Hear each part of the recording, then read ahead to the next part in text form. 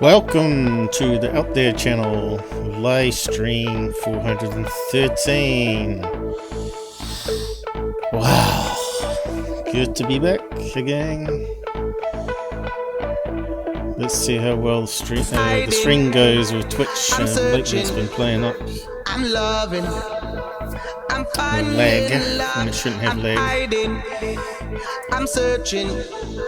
I'm loving. I'm searching. Okay, it's saying it's unstable already, which is nonsense. Let the fate control your body.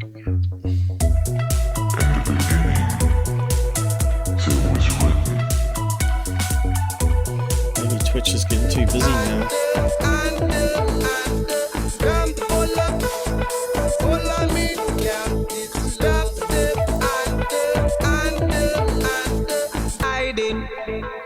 I'm searching, I'm loving, I'm finding. Okay, I reckon it's stable now. Be interesting to see how many people show up.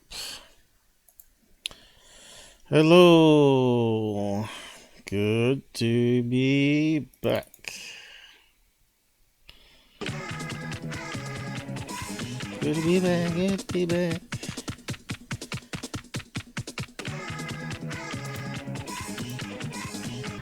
Yeah, it seems to be happy now. So hopefully everybody's been looking after themselves out there. My health has been up and down lately on these new pills that suppress my immune system when you got viruses out there left, right and centre. Yeah, I feel a wee bit like I've been punched in the stomach today for some reason. So yeah, I don't know. Muscle cramps and stuff. So I don't know if it's the pills, and of course pain above the kidneys, but then again it could be lower back pain. So I don't know. We'll get another blood test done soon. So yeah, we're going to do another show in case I kick the bucket overnight. Keep up with all the corruption and news that's happening out there in ufology. So who's out there with us? Hello, anyone out there?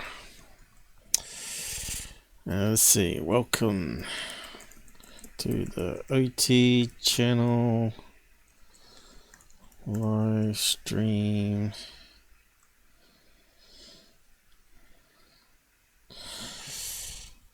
We've got a bit to catch up on, I guess. Live stream 413.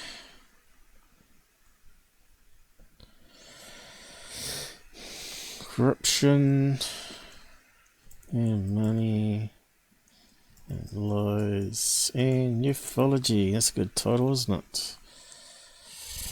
You think we're like US President and the Congress,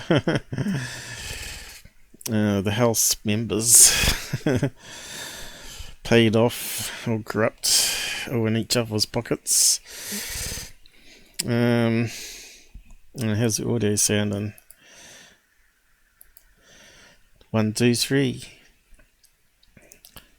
1, 2, 3. I think the alien's in time too.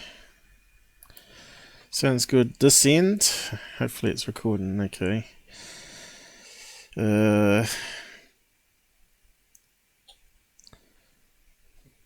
Computer locked up the other day and had to force power off, and that normally is when corruption happens. Windows for you. Because there's so many nasties out there. You don't have to get infected nowadays. Virus scanners. Not security at all. You always got to keep an eye on things. So yeah, what's been happening? Right, if you haven't been up to speed, what I put out yesterday, I finally completed the GUFON movie. It's quite a long one.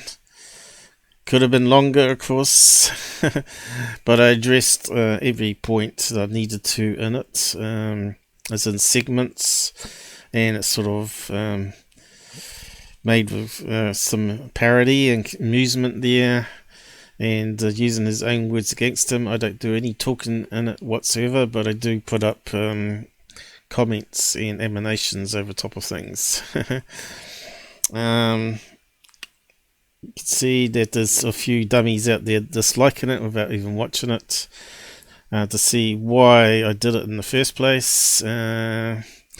But the attack on me was horrendous, and he thought he got away with it, but I've been documenting ever since what he's been up to, and this has been in the works since December last year, and it needed to be done. It's my final word on him now. Won't stop me doing debunks, wrong information that he puts up, which is what I started initially doing. People say I started the attack first, which is incorrect. What I did is I put up corrections to what he was telling people out there, because I can't stand disinformation and misinformation. And he was incorrect about the balloons. Being a balloon expert, he wasn't. He was using his old data from the 1990s, and of course things change, especially every 5 years in material strength and glues and things like that, and how they do things, and of course sizes as well. And new studies, of course. It doesn't mean the old studies were incorrect. It might mean that were, older technology, like I was saying before. And of course, I proved the point that he didn't know what a weather balloon was. He was always thinking that the two-story ones were weather balloons. Those won't go to 10,000 feet. Actually, they go quite high, 10 kilometers, I think it was, 115,000 feet. Let's see. Got to convert from imperial to metric all the time, don't we? So those normal weather balloons go to 115,000 feet to miles. Okay. Oh, they can go all the way up to 22 kilometers, 22 miles. What's that in kilometers? Actually, we can just change that there. Kilometer. 35. Okay. I think it's plane height. Planes can reach altitude of 55,000 feet now, maximum. And that's up to 17 kilometers. I better put it to miles, because everybody here is probably on miles, are they? Is that mile? 10, almost 11 miles up planes go. So yeah.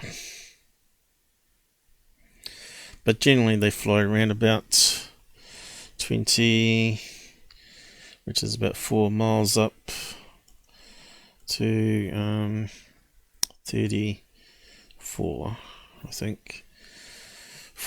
Between 4 and 6.5.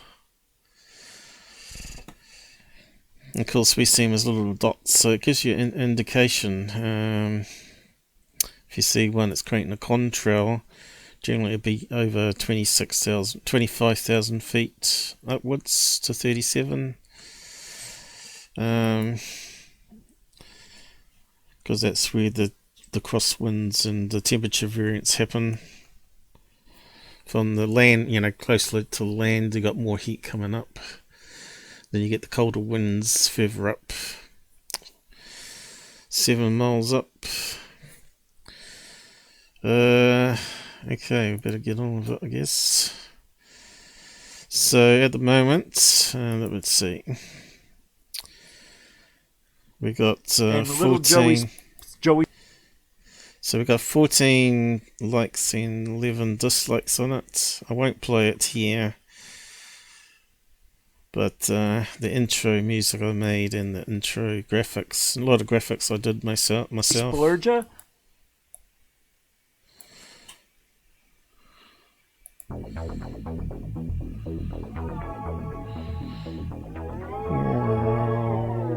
Where else are you going to get this kind of entertainment, my friends? This is entertainment. So there you go. There's your clue straight away. You watch those channels if you want to be entertained only. If you want to get number one news source, that's me. Not Blake Cousins. They're the number one bullshit source.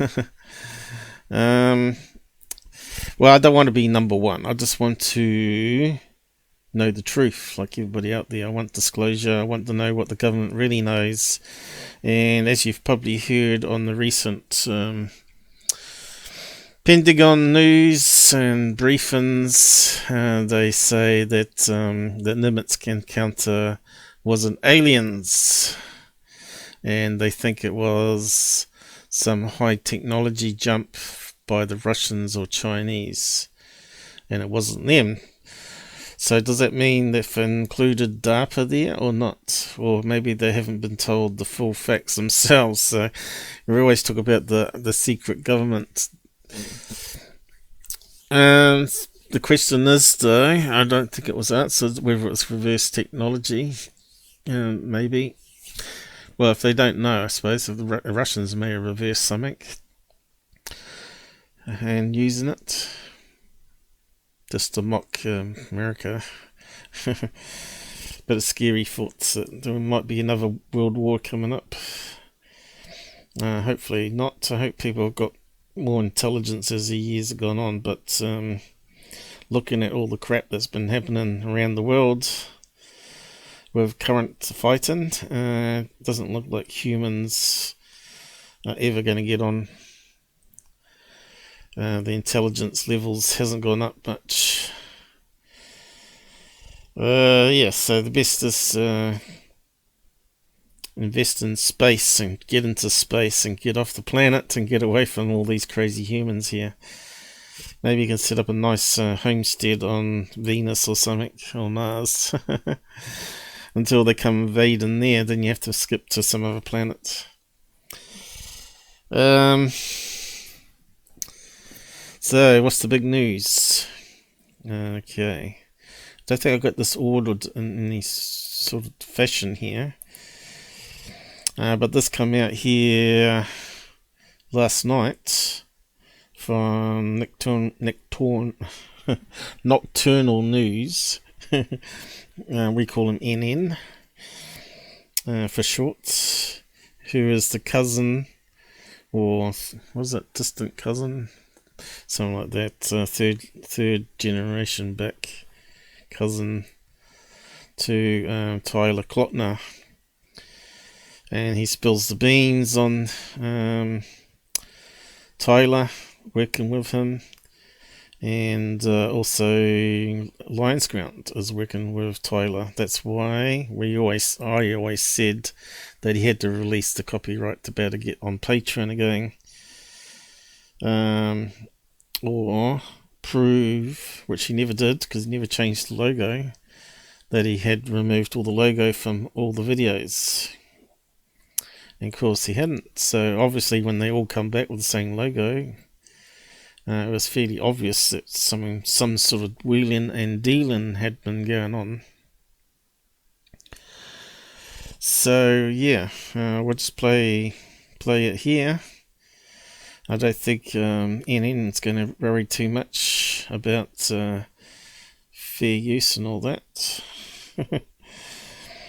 But we'll see. I probably won't play it all anyway.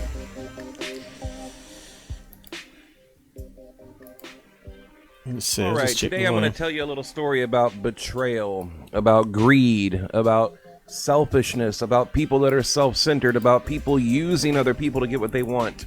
You know, Tyler wrote me, if you ever betray me, may God help you. But Tyler, you had it twisted. If you ever betray me, may God help you.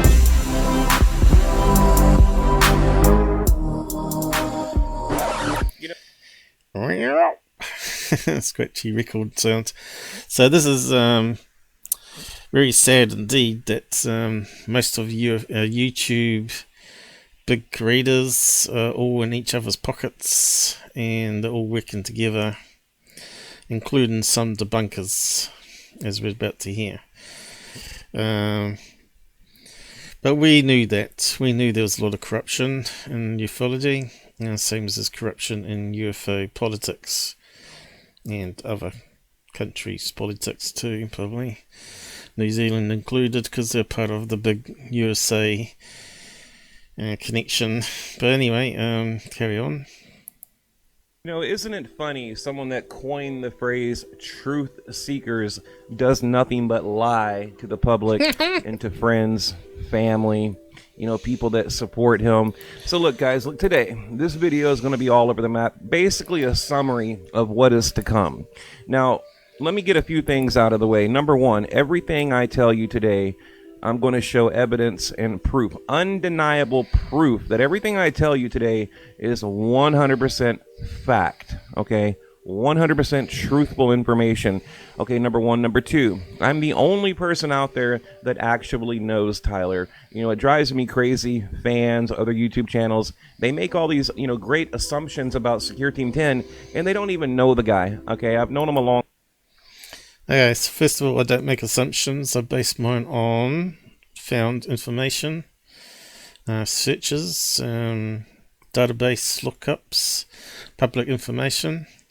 As you know, court records are public information, FOIA requests, 911 call that come out too on Tyler. So, and of course, the videos he made, which are still available, uploaded way before I started my channel, and we can reverse engineer those to prove that it's actually Tyler behind making them and not receiving them. So we don't make assumptions here. That's what frauds do. I suppose I should bring that down a wee bit there too. Long time. Over the past maybe 2 years, we've had thousands of conversations. A lot of them I'm showing you right now. These are just lies, just one lie after another, and we'll get into it. So just keep that in mind, okay? You're going to hear a lot of bullshit out there, but the only place you can get the truth is right here. Number three, I don't want you to sub to my channel. I don't want you to like my video. This isn't some gimmick to gain a following. It's simply something I want to get off my chest, and I think you deserve to know the truth, okay? And that's really a message to all the Secureteam 10 fans out there. Now, what happened? About 1.5 years ago, Tyler came to me, you know, begging for my help because he was literally minutes away from losing his channel. He had 2 copyright strikes from Lions Ground, and minutes away from losing his channel. He had YouTube will permanently delete your channel. So he came to me begging for my help. And like a good friend, I helped him, okay? And this went on for about 1 year. Within that year, what did I do? I spied on other channels, okay? I was a Patreon member to basically channels that were attacking Tyler in order to get information to funnel back to Tyler to help him save his channel. I even contacted an attorney, okay, for this whole logo situation. Now, the logo, again, Tyler nearly lost his channel over a stupid logo. And don't you find it a little bit ironic that he is now using that exact same logo? I mean, didn't that raise a red flag for anyone? Well, I can tell you why he's using, or how he's using that logo. And again, guys, look, everything I tell you, I'm going to show proof in an upcoming video, okay? The reason Tyler is using that logo is because the person, the individual that filed the copyright claims now has a contract with Secureteam 10. So know this, when you buy that shitty Secureteam 10 merchandise, you're funding one of the most corrupt people on the planet that is now a partner of Tyler Glockner. I mean, just let that sink in for a minute. Okay? The guy that tried to bring Tyler down is now a partner with Tyler. These two guys are conning all of you. Okay? Now, what did Tyler promise me in return? We keep for all this help, no for all listens. the, you know, my hard work, my friendship, my dedication, my loyalty. What did he promise me in return? He said, you know what? I'm going to help you promote your channel. You know, if you help me out, I'm going to help you out. And this went on for 1.5 years. I can take you back to, you know, let's talk about the last month. Okay, again, guys, it's going to be all over the map today, and then we're going to break it down category by category by category. So he comes to me a month ago. He's like, hey, give me a link to your channel. So, oh, cool, here you go.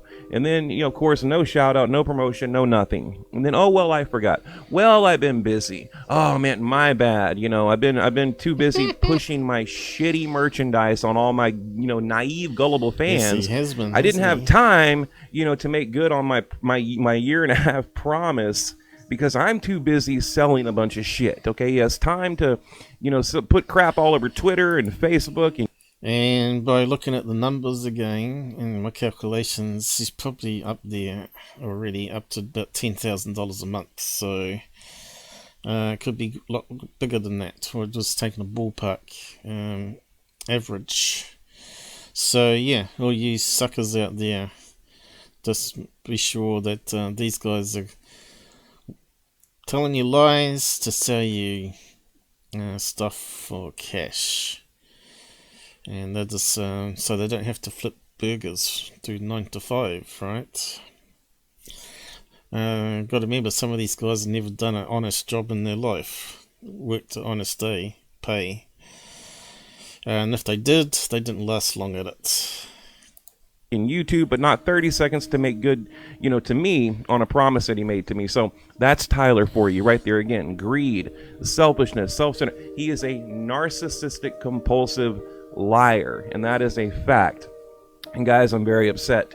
You know, I'm not upset. I don't even care about the shout. I don't fuck the shout out. I don't want that.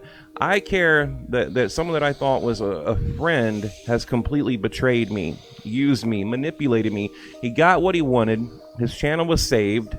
And then basically, you know, I'm not going to drop the F-bomb, but screw everybody that helped him along the way, you know, mainly me, okay? Because, look, no one out there was willing to stand up and fight for Tyler.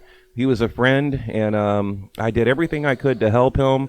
I mean, guys, I can't even get into the details. A lot of things I did, some things were illegal, okay? You know, I basically made a lot of enemies. I isolated myself from half the UFO community. I made deals with people so they could help me help him. I mean, it just goes so deep, it's really hard to get into, to tell you everything that I did. And you know, the truth is, I don't even know if Tyler realizes what I did. I know he does, but I don't think he truly understands what I did, because look, here's a fact. There would be no Secureteam 10 without me. That channel would be gone had I not done what I did. I want to repeat that. The Secureteam 10 channel wouldn't exist today if it wasn't for me. Now, in return, I wanted 30 seconds of Tyler's time. You know, hey guys, go check out Nocturnal News, link below. Boom, let's get on with it. Alright, so he wanted to build his channel up to make money as well. So you can see why I keep saying they're in each other's pockets, and because what happens is they always end up fighting each other because money always gets in the way. Sure, everybody wants to be noticed out there, and Google's part of the problem, suppressing all our channels. So they have to suck up to larger channels who have a following and get the free promotion that way. So Google was really the #1 problem here. They're also enabling and collecting lots of money from all these YouTube channels as well. I think YouTube, everyone keeps saying, was best before Google brought it up, where everybody could speak their mind and free speech was free speech, and you didn't have to worry about stupid copyright claims for fair use all the time. You know, now it's just getting worse and worse. So yeah, if you ain't on BitChute, get on BitChute, because YouTube's not forever. So yeah, and you can see this is only halfway through, but you can see he's repeating the same snapshots here. I'd like to see all the snapshots of their chats, especially the ones between Tyler and Lion's Ground. The video, he couldn't even do that. Again, too busy peddling his merchandise, I guess. I don't know. I mean, he hasn't really given me a good explanation. He texted me a few days ago and just said, oh, my bad. You know, I got a million things going on. Dog ate my homework, you know, that kind of thing. So, I mean, look, I don't even know what else to say. I don't know what I want to say at this point, but what I can tell you is I was completely betrayed, used, manipulated by someone that I considered a very good friend. And in return, I basically got a big F you in return. You know, once Tyler got what he wanted, you know, he turned.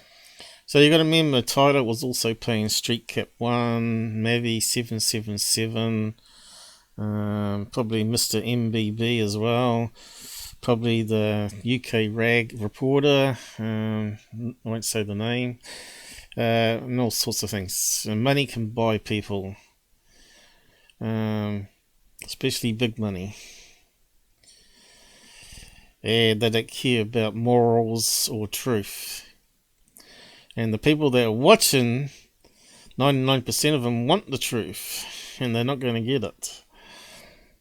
And if you pay over your money, you're not going to get it. You know, this was it. Dr. Greer was trying to sell access to the so-called alien picture for thousands of dollars, or $800 or something like that.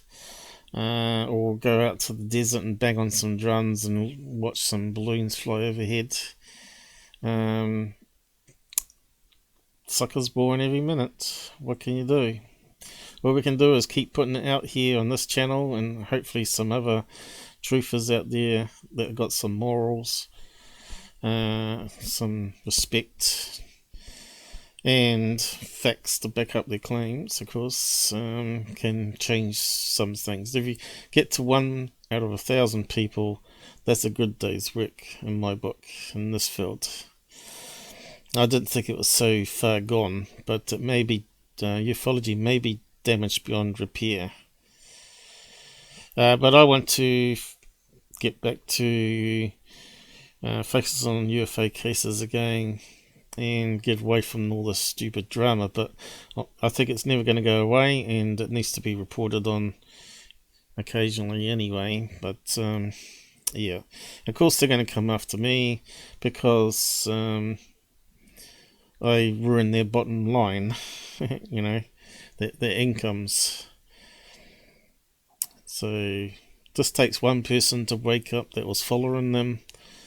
That's a good deed.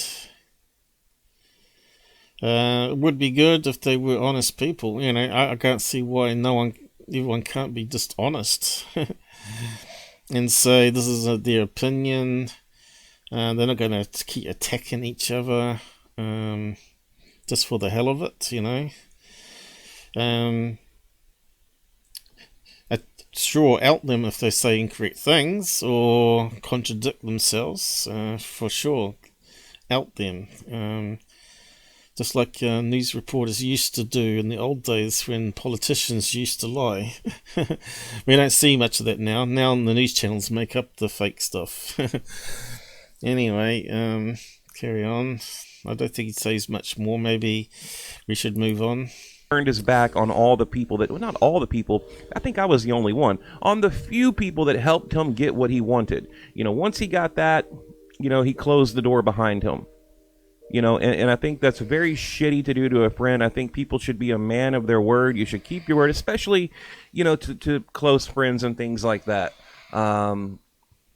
And again, the things that I did to help him, I'm not proud of. You know, there was hackers involved. I don't know. There was contracts involved. There was illegal activity involved. Either, there was a lot of shady deals behind the scenes. And now the whole Secureteam 10 channel. The thing is, doing this stuff, you know, it takes a lot of time. It's almost like a full-time job, and you don't get any. It's like a labour of love because you don't get paid for it. But if you make up false stories and say everybody's correct, even though they're not, then everybody loves you and gives you $20 donations left, right, and centre. But we do have costs, you know, and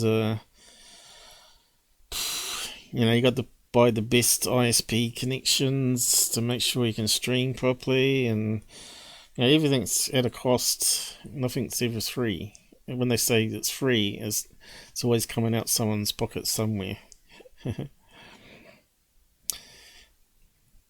Just as you know, once you post that video, which I must think is this one here, you're officially part of Secureteam+UFO. So what's that part of his? It's a big ruse. Is that as part of his army there? Is it? And if you go back on that, may God help you. Am I reading that right? Or was he saying if you post that video and then you go back on that, may God help you? So I'm not too sure how I'm reading that. Is he saying to post a good video and then he becomes part of the team and gets handouts and shout-outs, and if he goes back on that and exposes him instead, then Tyler's going to send his army to get you. Is that how I'm reading? How it's reading? It's a wee bit confusing. Basically it's nothing but a UFO home shopping network. That's all it is. To basically fill the pockets of. Soon as I iron out the details of Lying Ground, I will hopefully have my videos back up by the end of the week. So we saw that happen, and we'll be able to work again.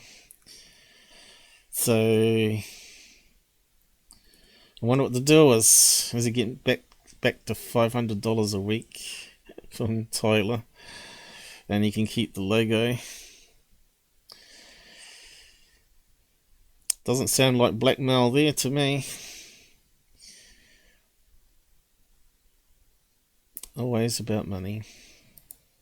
Of all these liars, including Tyler Glockner, the biggest liar of all of them. Okay, again, he's the type of dude that he'll use you to get what he wants, and then he'll stab you right in the back and not even think twice about it. And then when you confront him, well, man, I've been busy, I'm the biggest UFO channel on the planet, rant, rant, rant. That's what he tells you, right? So, I don't know, guys. I don't even know what else to say other than I'm incredibly disappointed in, someone that I thought was a friend, someone that, took advantage of a smaller channel. When you have a channel like that come to you and say, hey, I'm going to help you out, but can you help me out? And then they don't. Yeah, I mean, it's very disappointing, to say the least. I mean, so, but beyond that, it's more about the friendship. I thought he was a friend. I thought I could trust him. And he used me. I mean, I'm just going to be honest, and again, I know a lot of Secureteam 10 fans out there are going to have a hard time hearing this, but it's a fact. And again, I'm going to prove everything that I'm saying in my video today. I'm only probably telling you maybe 20% of what I know. I don't even know if I want to tell you the other 80% of the shit that's going on. But you gotta laugh, people. Just careful who you trust, careful who you consider a friend. Sometimes we get wrapped up in these situations and you really can't get out of them. The only thing you can do is tell the truth, and that's what I'm doing. That's something Tyler needs to learn. He never addressed his fans. He never addressed the fans that he lied to. Now the same fans that he lied to, he's basically taking their money and giving it to people that he was talking shit about a year ago. I mean, it's such a train wreck. And in the middle of all that, stabbing anyone in the back that helped him get to where he's at today, because without me, Tyler would not be here today. The channel would not be here today had I not did what I did.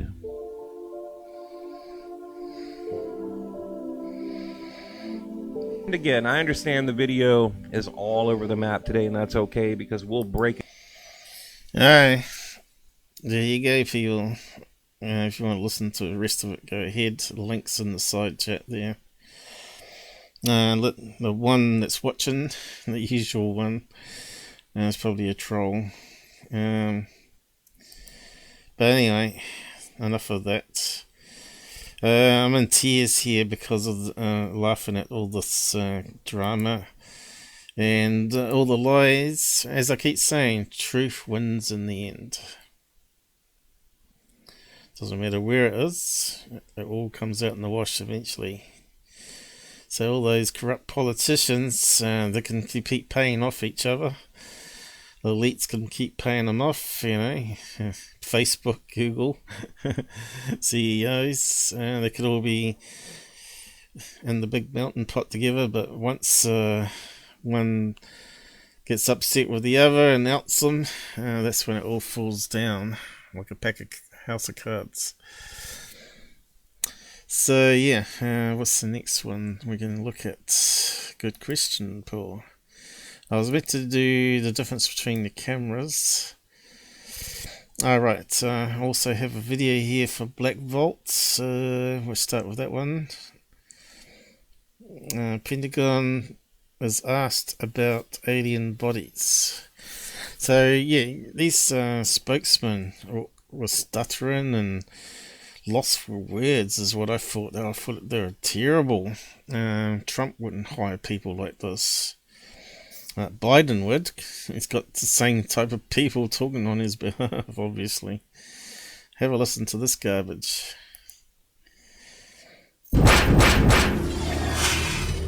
Thanks to BlackVault putting up these little clips. We can plug them and reuse them.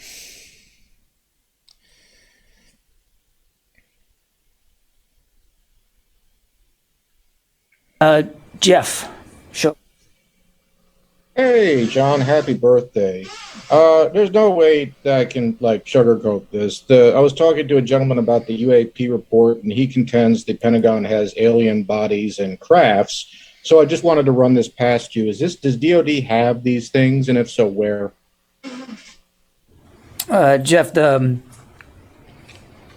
UAP task force is really designed to take a look at these unexplained aerial phenomena, try to help us get a better understanding of them. Again, I'm not going to get ahead of the... What can I say? Alien bodies is not part of what the Congress report was on about. It was talking about the things in the sky going hypersonic speed. I know this guy, it's just not a good thinker at all. Of the report that the DNI will submit, that we are helping, obviously, and providing input to, and I think I'll just leave it at that, Jeff. Can you specifically address the reporting that's come out about this UAP report? The reporting that these UAPs don't appear to be alien spacecraft, that there's not enough information to actually address what exactly they are, and that they're not a U.S. secret black program. Yeah, look, I've seen the press reporting on this, Louis, but I'm not going to comment one way or the other about the reporting, or certainly about the work of the task force and the coming report by the Director of National Intelligence. I won't get ahead of that process. So can you rule out specifically that these are not alien spacecraft? I think I've answered your question. I'm not going to get ahead of a report that hasn't been filed to Congress, and I'm certainly not going to speak about intelligence issues here from the podium. So it's a nothing burger, guys. We know nothing. It's still none the wiser.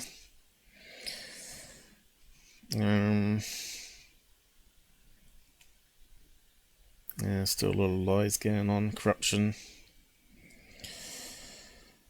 I wonder how much money they get paid to talk garbage. Again, I've seen the press reporting, but I'm not going to be able to comment beyond that. There you go. Total waste of time that was, So he's been putting up these clips. I think he's got a few more up.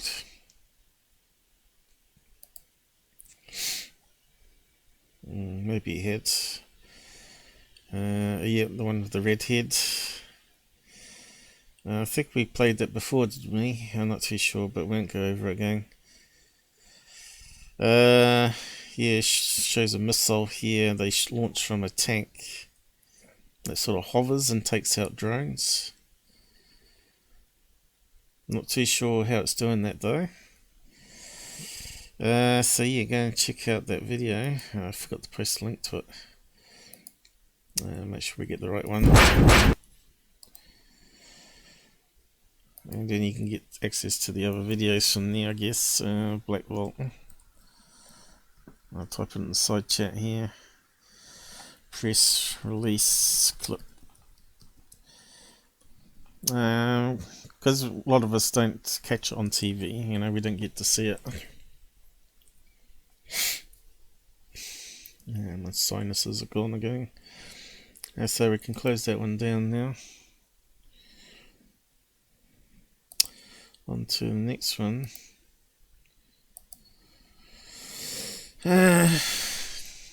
What do we got here? Alright, it's amazing how stupid some ufologists are, especially those following Tyler. They can't tell sky rating even today. So, yeah, we better play the video clip in question, I guess, and then break it down for use. So we start with Secureteam. Whereabouts? Yeah.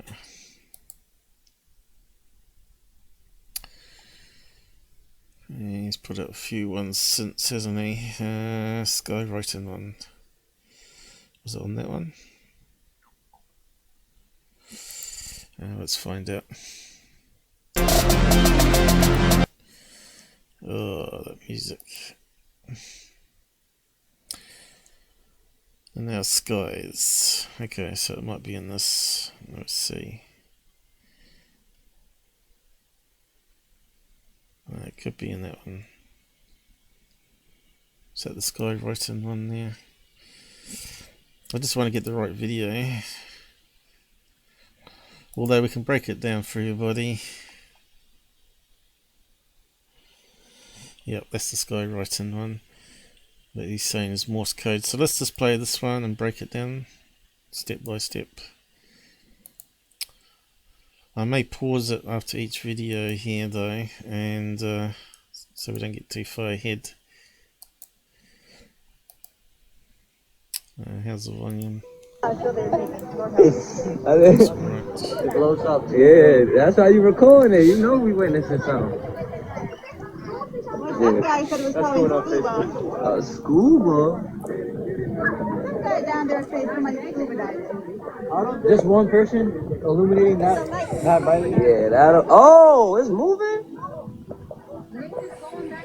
Well, stuff in the sea tends to move with the current, doesn't it? And it keep flashing too, right? Scuba diver doesn't flash. And he can only stay underwater for 2 minutes to scuba dive. So what does it look like to you guys?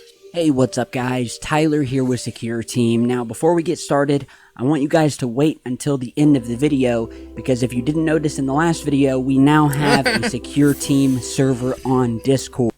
Okay, we don't want to get into the Discord just yet. So what do you think this is? Could be anything, couldn't it? Certainly doesn't look that big. It could be anything from a scuba diver, maybe releasing up bubbles. Maybe there's a shark cage down there. Could be a bunch of plastic floating on the surface of the sea there that's reflected in the sun, and it's floating along with the current. Certainly not very alien-like or UFO-like, is it? But we haven't got any information on this, but it looks pretty man-made or natural, right? I don't think it's going to be a miniature submarine with lights on it, because it doesn't even look like it's lights to me. Just looks like a lot of fine bubbles maybe coming up, creating a difference in the sea colour there. I don't even think it's that glow-in-the-dark plankton stuff, you know, the bioluminescent stuff. I don't even think it's that. It's possible it could be jelly, a big clump of jellyfish. Maybe even a school of fish creating a load of bubbles on the surface there. I know I've seen the sea black with fish when I used to go fishing near the sea in New Zealand here for the old kaiwai. That was a lot of fun. And you can also see a whole run of silver salmon in the waves as well. It's quite exciting. Back in the old days when we used to see that. Nowadays it's sort of got fished out with the Japanese trawlers and people coming and breaking the 200-kilometer border, fishing border. So yeah,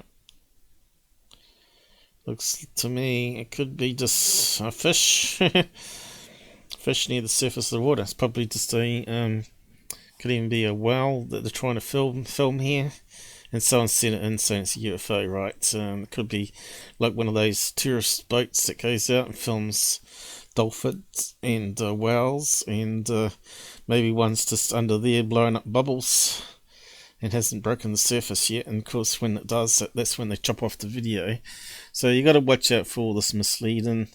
Tyler's good at it. He probably knows what it even is.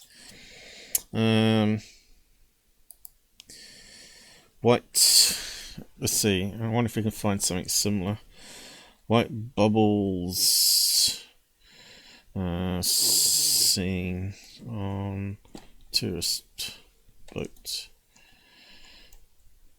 I don't know if we can even find the video.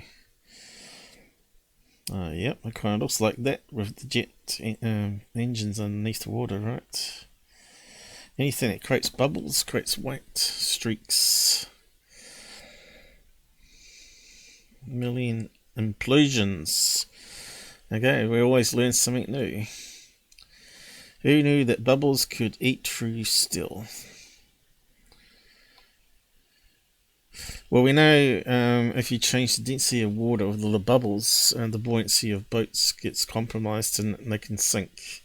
And that's what they reckoned the Bermuda Triangle happens to a lot of ships here, where finally a undersea oil pocket from plankton feeding on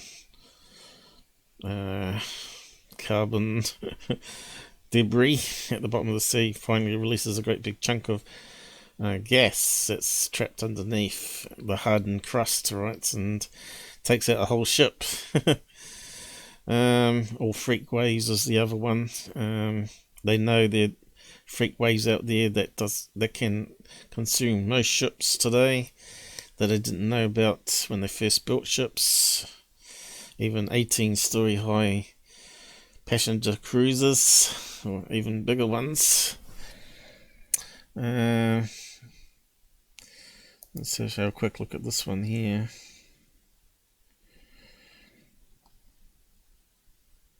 Saltwater science. Been on board a boat or watched James Bond movie you're familiar with. The sight of a trail of white bubbles and froth. These trails of bubbles are part of the ship's wake. I always assumed that the bubbles were caused by the propeller. That's what I thought too. Entering the let's see, not the best formatted page. Entering the water from the air. After all, when cannonballs or divers hit water, a cavity of air forms behind them. The cavity generally doesn't last long enough for our eyes to detect it, although it's easy to see the bubbles they are left behind as a cavity collapses, forcing super awesome slow motion video. The following, I mean. Okay. Don't know if it's safe to play it or not. Probably not. We're seeing how bubbles work. Anyway. The propeller spins quickly enough. What a terrible font. Can you make it bigger? It's got to be the smallest one I've seen for a while. Do it that way maybe. You probably already figured out the flaw in logic. When we use submerged propellers instead of paddle wheels. Yeah, there's no air mixing, is there? But there are obviously air bubbles within the water because fish breathe it. You probably almost figured out the flaw of my logic. Propellers are completely underwater, so bubbles can't be coming from the surface. When a propeller spins quickly enough, the pressure on the water near the trailing edge of a propeller blade gets so low that the water vaporizes, forming a bubble of air. Vaporizes?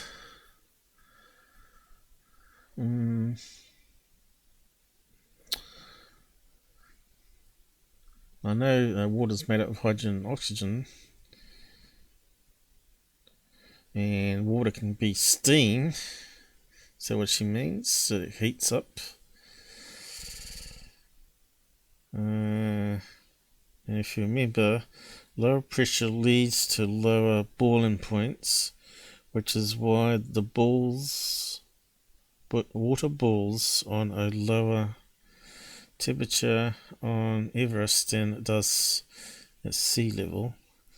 As the propeller blades moves away from the bubbles, pressure of the water takes back over and the bubble implodes back into itself. And it's called cavitation. Cavitation. In this video, atmospheric pressure is decreased and then implodes as the pressure is increased again.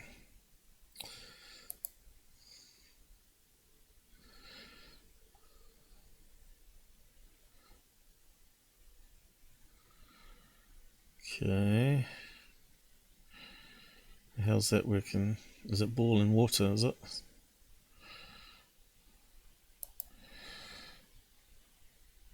How are they doing the experiment?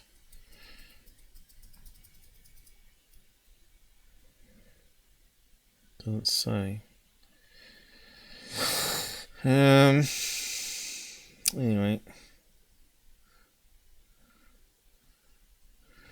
Yeah, you can see how the bubbles are forming on the tips of the blades, eh? Then it all mixes together. That's pretty good video.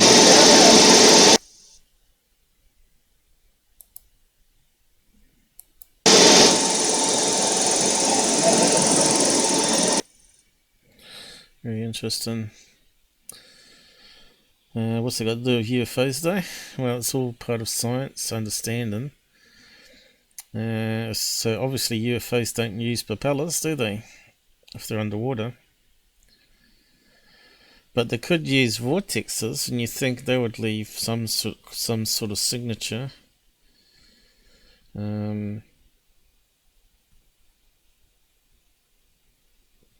But you hear that the water seems to repel away from the UFOs, which kind of means, you know, water is magnetized, right? Just changing the subject here. So we at least got some understanding. Magnets and water. I'm not sure if you've seen the experiment. I've shown it before. But you can actually bend water with a magnet. One of these ones probably. Not sure. Normally you do it running water. Well, there you go. He's hey magnet fans. This video. So he's moving the jar with a magnet, is he? A small cup of blood was placed on a piece of styrofoam floating in a bucket of water. It's a great trick to show the weak diamagnetic forces from a strong magnet to the small cup of blood. Yep. The force is blood. Is he saying blood? That looks like water there. Okay, so that's one experiment. Never tried that myself, but that's kind of interesting to do, isn't it? Do magnets work underwater? Obviously they do. UFOs probably use them.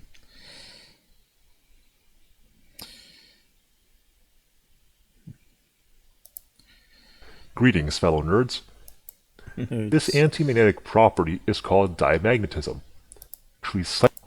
After all, in everyday life, you'd notice nothing unusual about water and magnetism. But interestingly enough, the correct answer is B.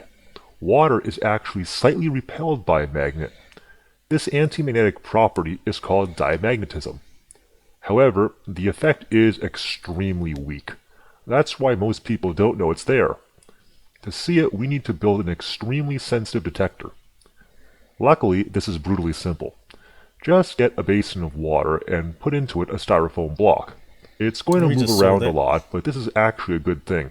The styrofoam floats, and because it's so light, even the smallest force will push it around. So try and build this away from drafts and moving air, and hold it as close as possible contributes to the repulsive effect. Now it doesn't matter the orientation of the magnet. There are 4 strong fields. Okay, I've seen it done with tap water too. Camera. As you can see, the sheet is levitating about 1 millimeter off the magnets, and a sheet of paper can easily be passed around it. Whoops. Magnets are fun. You should go and get some on AliExpress. Buy a whole stack of them. Vortex. Everything is magnets in double efficiency. Magnets, water, flowing.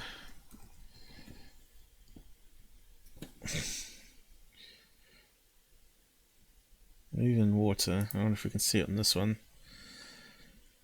There's going to be lots of videos out there on it, I'd say. Oh yeah, the magnetized frog. Music bad. Because if they get stuck. We'll do it without the talking. Let's go and do the phone block again. Boring. We're just seeing that. Give us something to look at. Something different. No. A floating frog. So if you can float frogs with magnets, you think you'd better do it with humans too. There have to be some huge magnet though.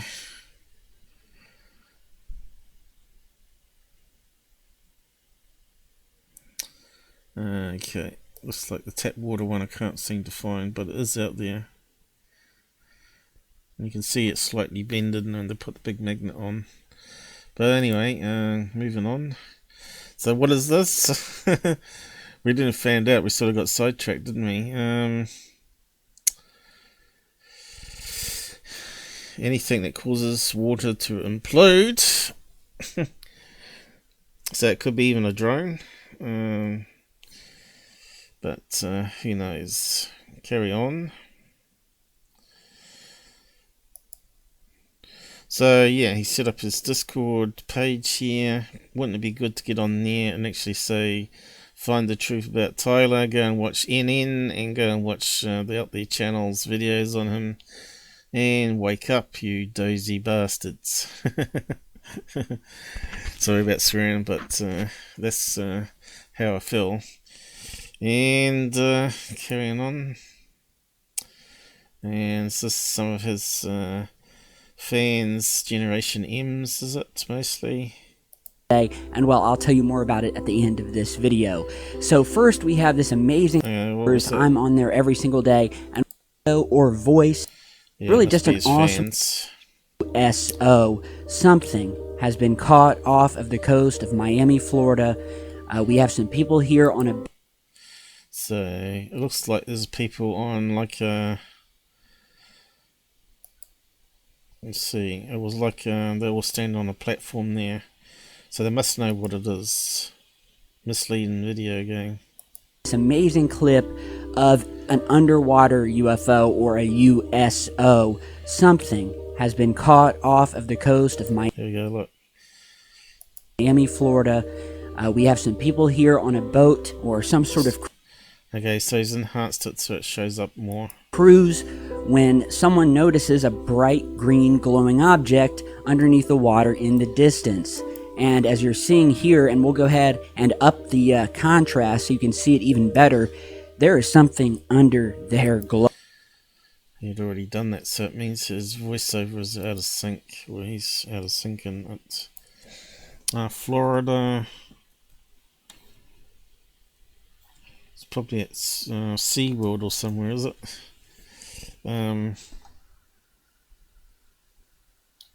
Florida tourists. What do they watch out that way? Sea events. Let's have a look. What have we got? Rolling Loud. Hey, who we got on the side here?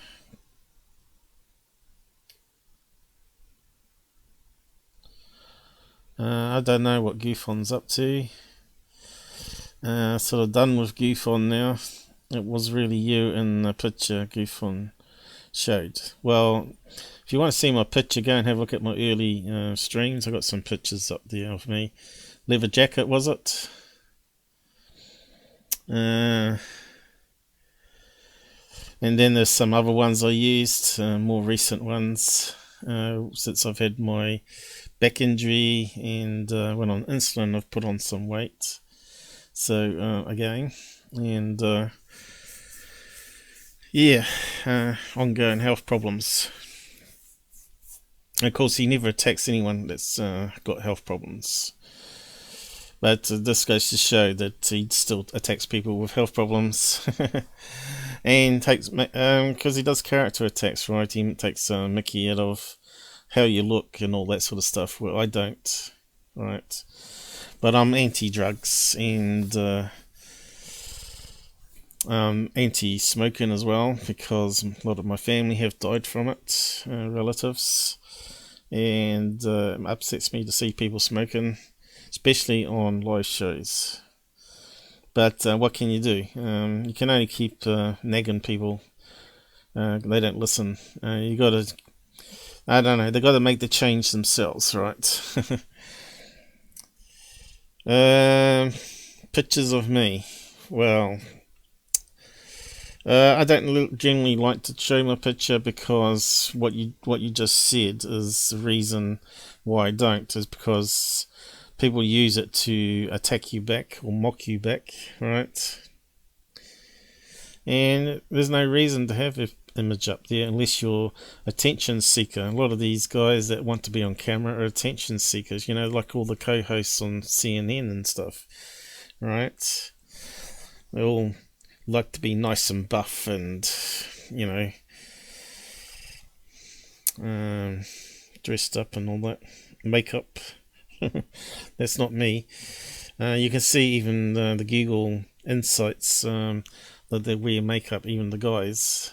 Apart from that Irish guy, the island guy that got currently on, he's got a scruffy sort of orange beard. But he's a nice enough guy anyway. But yeah, but some of the other ones, the Asian guy definitely had lipstick on and face powder. It was so obvious. And yeah, if you want to see what I looked like, just go back to my early live streams.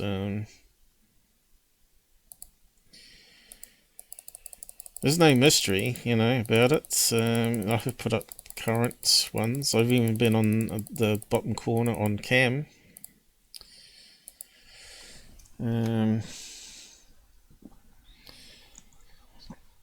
How did I word it back along when I first started? Most of those guys know what I looked like.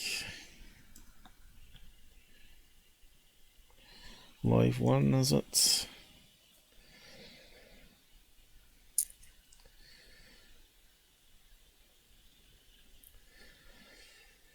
Probably the first 10 lives. I was put some pictures up on me.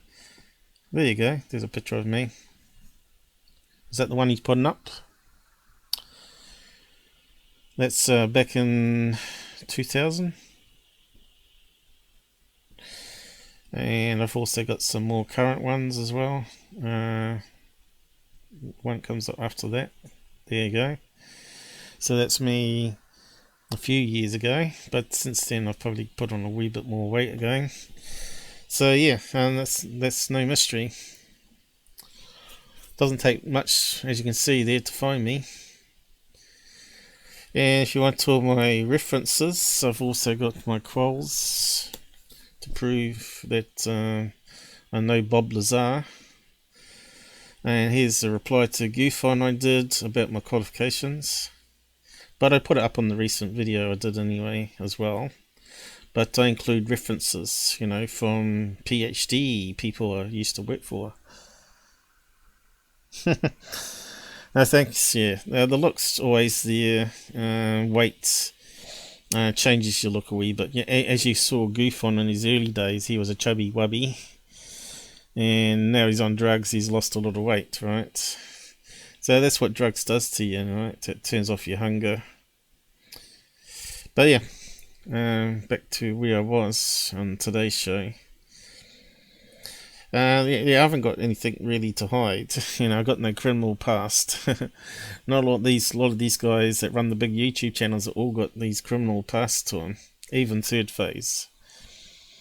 And I don't think I've ever got a speeding ticket in my life. I've got a parking ticket. That's probably wiped off my record by now. But yeah, nothing really major. Can't think of anything really. No, haven't really done anything that's. I've only done good. Good for people. Always help out people. You know, always put myself out for other people. That's just the type of person I am.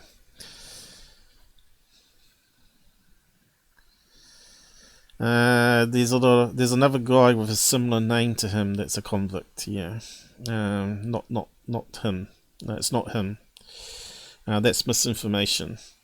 Like I said, I've got all the facts and can correct what you've been told. The only record I think I found was something to do with traffic offence, and I think it was him admitting to doing drag racing when he was in his 40s.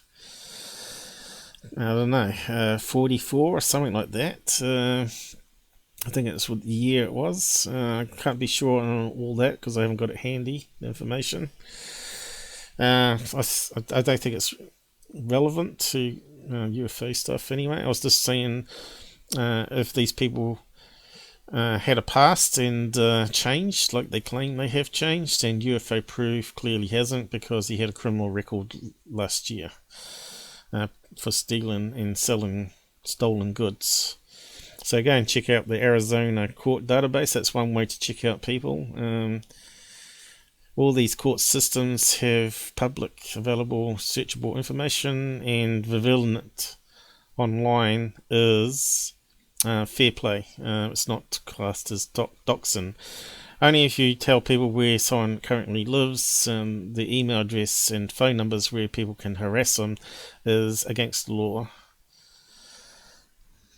Found the picture. I found the picture here. Yeah, I'm not sure if I really want to bring it up on today's show, but is it my picture or his picture or the person that they're saying is him? Yeah, today's show is not about that. Today's show is about catching up on UFO videos and telling you what I think we're looking at and some of the science behind it. Everyone keeps thinking that I'm about attacking people, but I'm about exposing the lies and the lies against me as well, but the lies in ufology in general, and applying science and maths and common sense searches and all that to what we're looking at on videos, right? And video analysis, of course, which is my strong point. like I said, I got a box full of qualifications, and I ran CAD/CAM for cutting edge for Autodesk and universities, which was like the leading edge of like Cisco type stuff back then. So yeah, we wrote the manuals. We didn't follow the manuals. New Zealand was like a cutting edge, and the world come to us and said, how'd you get that going? You know, I'd had people come to me from all over the world saying, can I have a copy of your batch file that gets this working and all the permissions? So yeah, that's the sort of thing I did. And you get 40 bucks an hour for having knowledge, providing helping people out. Mine was always about helping out students and teachers. And I was also a tutor and teacher, because I like to pass on the knowledge. I like to, you know, instead of giving a man a fish, it's best to show him how to fish, right? Anyway, carrying on. Where was I? Special events. We're trying to find out if there was a platform, some platform stuff at Florida where they can see underwater events, which causes bubbles in the sea, which Tyler has put up. That's what we're looking for. Shakespeare's by the Sea, city of Jacksonville. What they got there going on? Tasting events. It's got to be some shark cages out that way, surely. I reckon it'll be shark cages. Let's see. There you go, shark diving. I wonder if we can get... You never know, we might be able to get a platform. So you've got a couple of divers in one of these cages releasing a lot of bubbles up here on the surface, right? And could they be floating though, rather than fixed? How are these cages done? Do they simply float on the surface, don't they? And they just float along in the current. I think they got some counter buoyancy at the very top.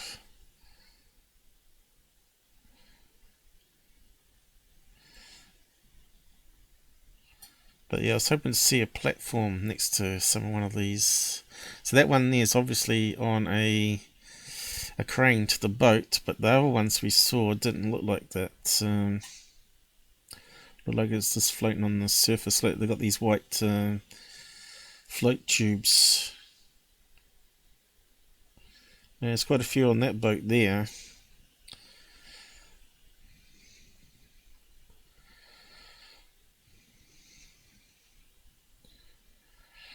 What else we got? What else do you have in Florida that's unique? Manta rays or something? Wells, maybe? Okay, that looks something going on here. That looks like a well near the surface.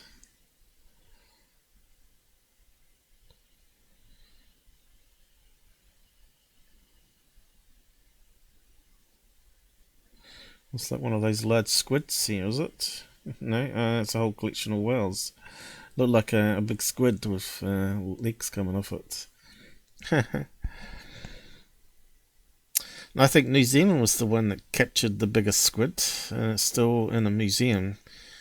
Mind you, it was slightly badly decayed, I think. Okay, so obviously that's one of the events. While watching, what else do they have down there? Underwater. Did I put? Let's put underwater. Sometimes you can get lucky. You never know. You might be able to find what you're looking for. Okay, they've got submarines down there, have they? Whoa! Look at that thing. That looks really cool. Dining under the water.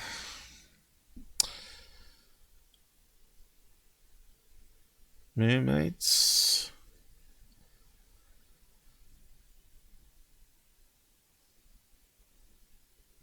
That definitely looks like Florida, doesn't it? I thought that would be more for Mediterranean submarines. Let's have a look. So that could be that some people can get going in this.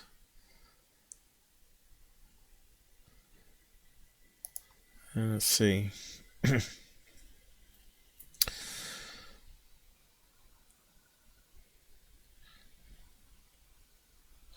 Right shark cage top. Oh, right, yep. I think some of them have floating tubes on them, and we sort of got past that now.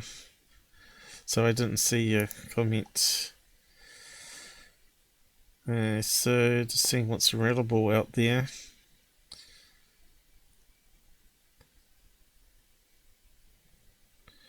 What's that?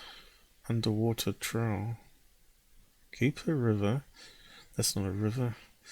Atlantis submarine. So we're at the race of Krakoa, isn't it? This now.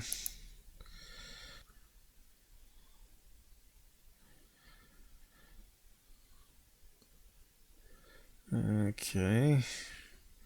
South America, was it? Why is it not telling us? Okay, it looks a bit like those people were standing on or something like this with the orange umbrellas, so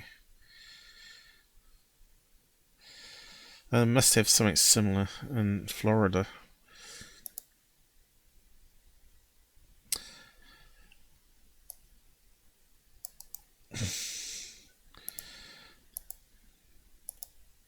I just want to find where that is on the map. Let's have a look. This way I won't get through all the UFO videos, but yeah, it's all interested in this sort of stuff. Okay, what do we got here? Netherlands. Surely not. Oh no, it's got a different name there. Let's see what comes up. Aha, here we go. So whereabouts is that? Cuba, is it? No. Mediterranean, is it? No. There we go. Tip of South America. Down there. We've got all these little islands around. Okay, so it's not that far away from Florida, so they might have something similar happening all the way around here. So, yeah, submarine. Was it on a UFO channel? I don't know. Oh, that's the thing I was thinking of. What's that thing called? Oh, here we go. Jules Undersea Lodge.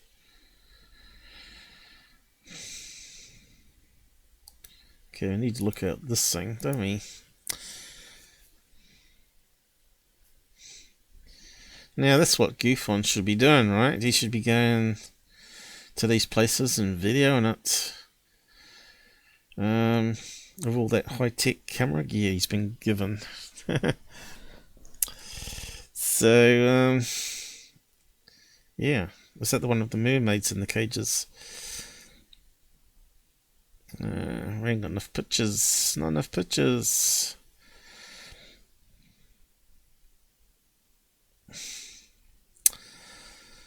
So, I can't see any orange umbrellas here though.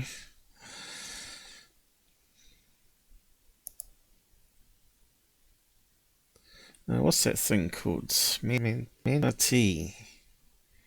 Florida too. That's yeah, and they're waiting for this thing to pop up. Could well be, right? What's this thing? Grenada. Manta ray snorkel. Birds underwater. Let's have a look.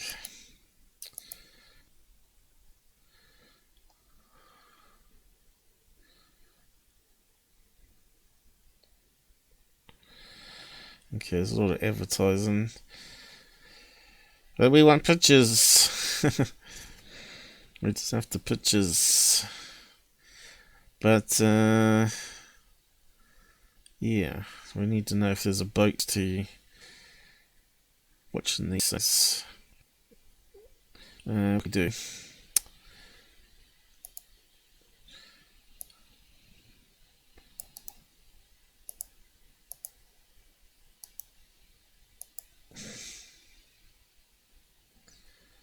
Okay, we got a map.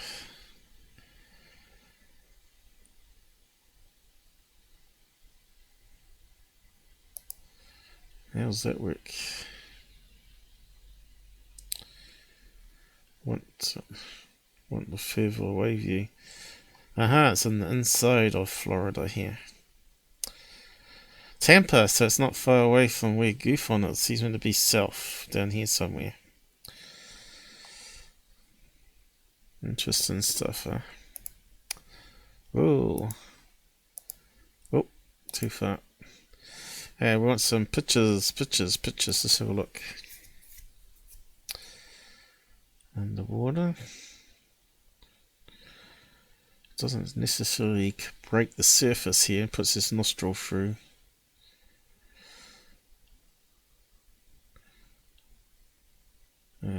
Can't see any boat with orange umbrellas.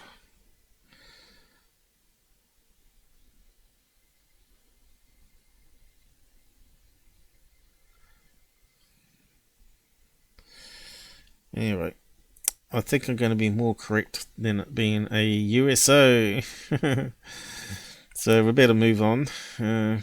Interesting stuff though, looking at all this. If you're rich, there's all sorts of things you could do in your life before you kick the bucket. But this thing here is pretty cool. Some sort of underwater tunnel, is it? Yep. All the things in the world you could do if you had mates. No wonder all the fraud channels have got in each other's pockets, because they want to do this.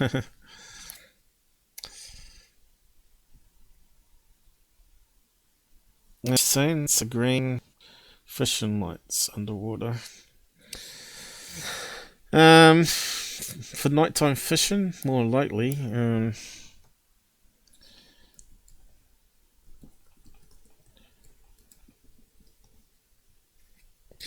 But yeah, divers would have lights of some kind on them, I suppose.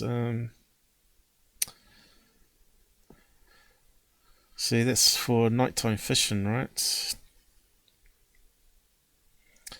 Squid and using some sort of colour range that the fish don't really notice.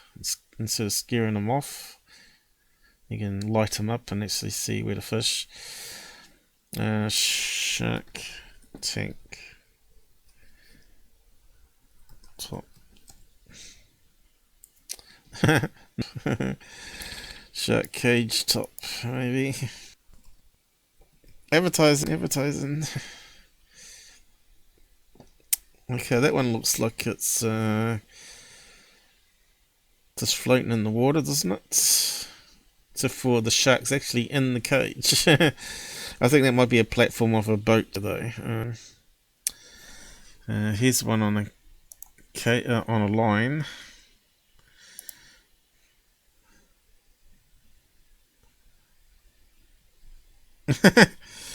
Yeah, Jaws movie, alright. Whoa, look at that big sucker. Whoa.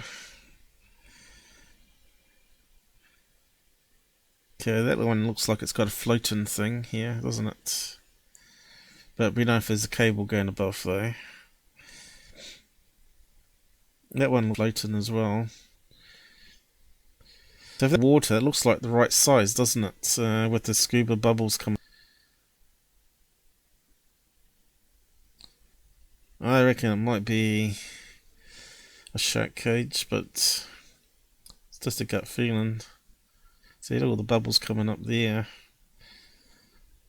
And of course, it's only because he's right. If you look at it, looks very white, right? You know, he's mucked around with the contrast and stuff. So there's the original video there, I think.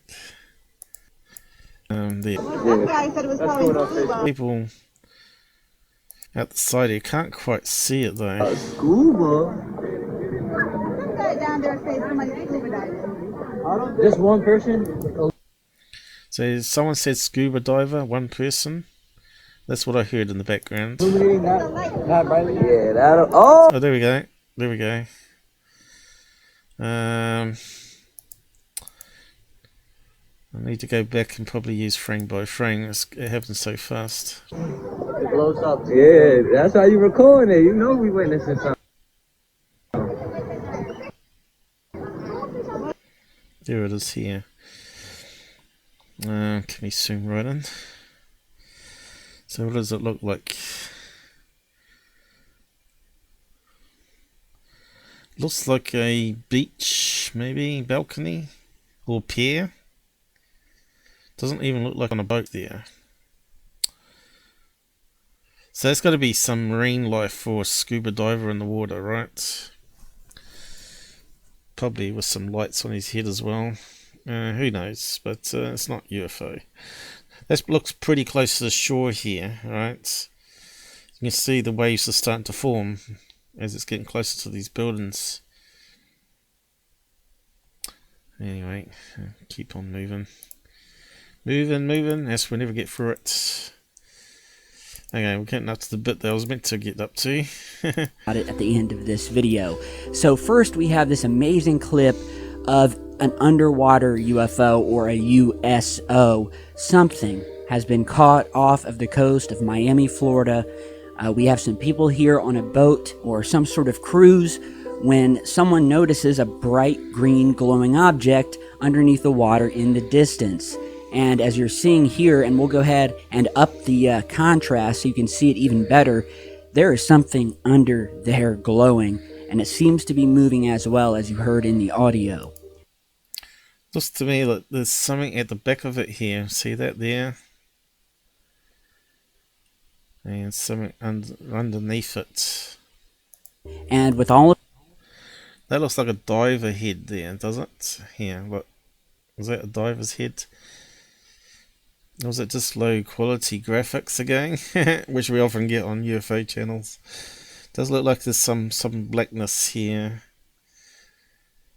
From his mucking around the video though, unfortunately. But it does look like a diver's head, an arm.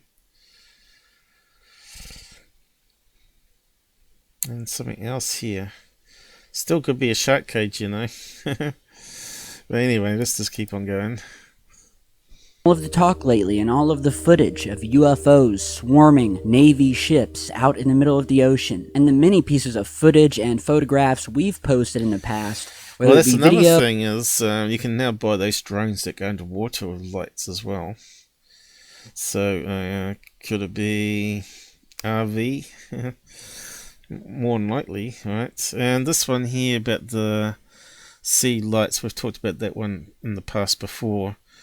You know, you do get that luminescence plankton stuff. Bioluminescence plankton. Got all the words muddled up there.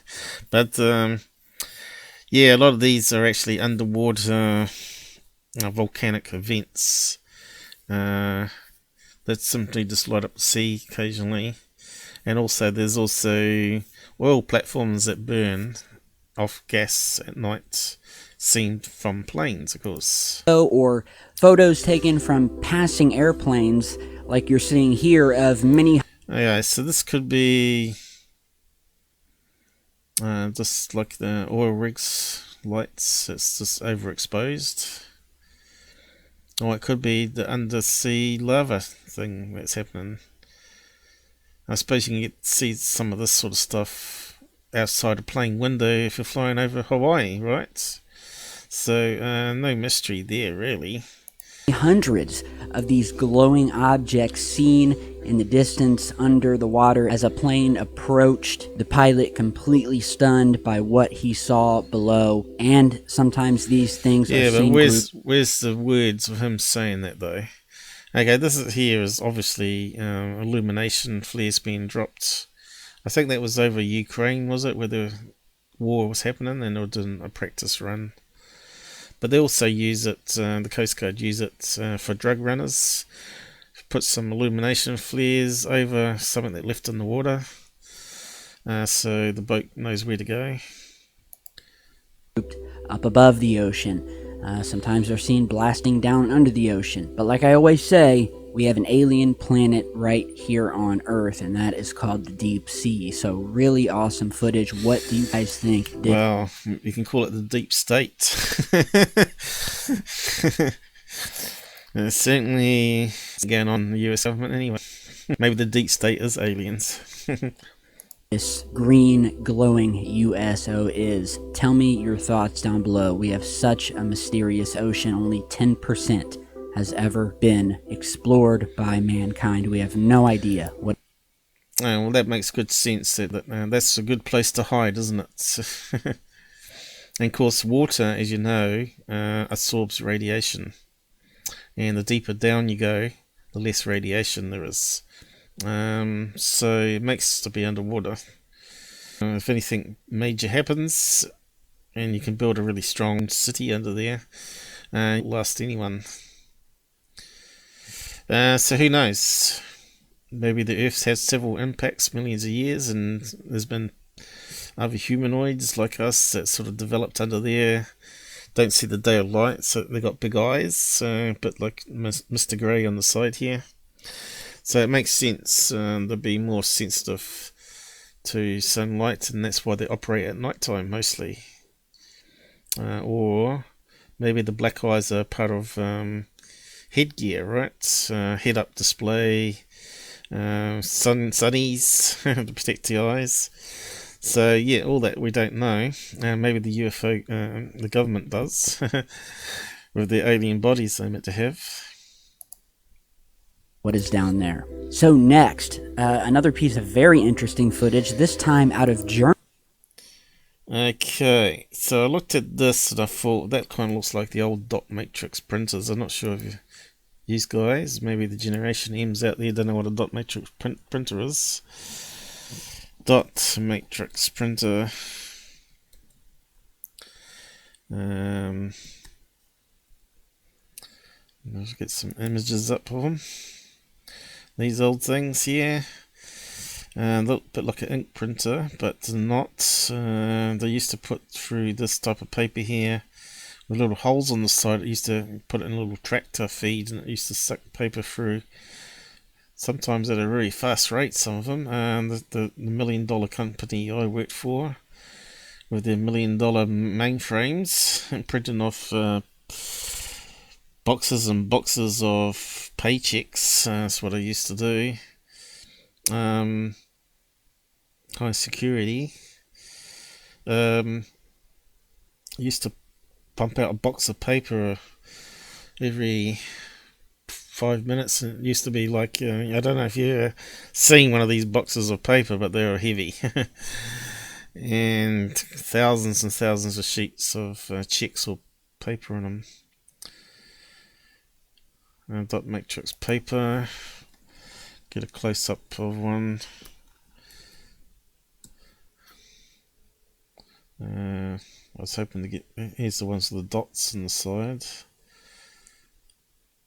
And you used to get ones with green. Plain paper.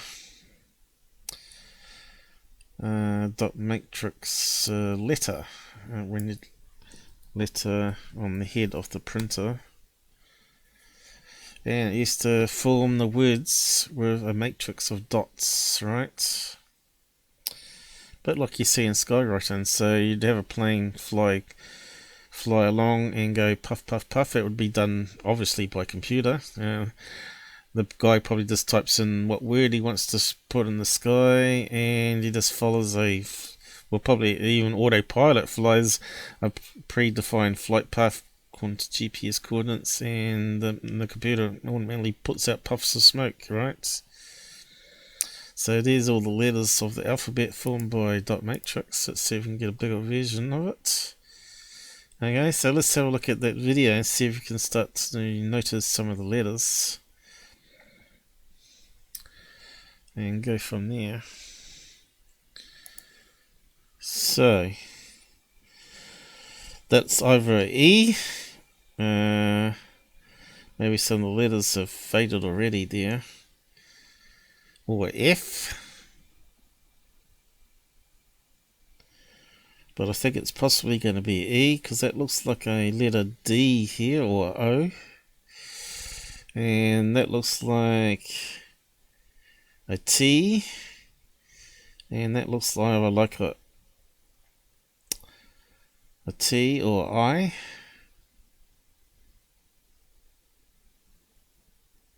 Oh, actually, yeah, I think it might be a I, T. So what do we got?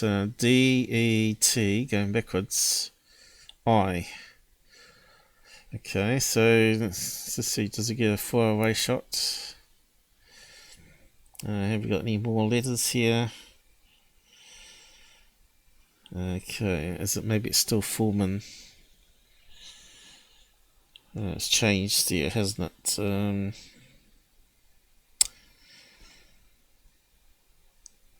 That's probably earlier on, so that's when it did the T, the I, and that looks like a letter M, and there's another I there. That's exactly the same as that one.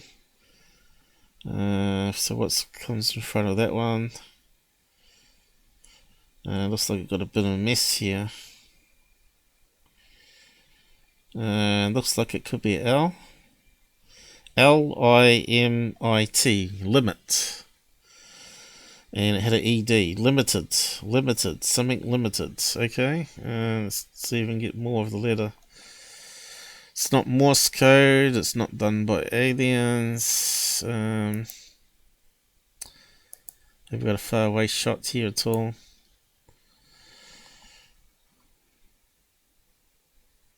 And it's not the best way to do skywriting though, but maybe it's just the wrong angle we're on here.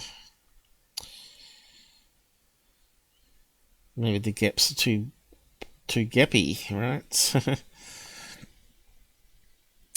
Can't quite get, but limited. So sell on limited, or something unlimited maybe.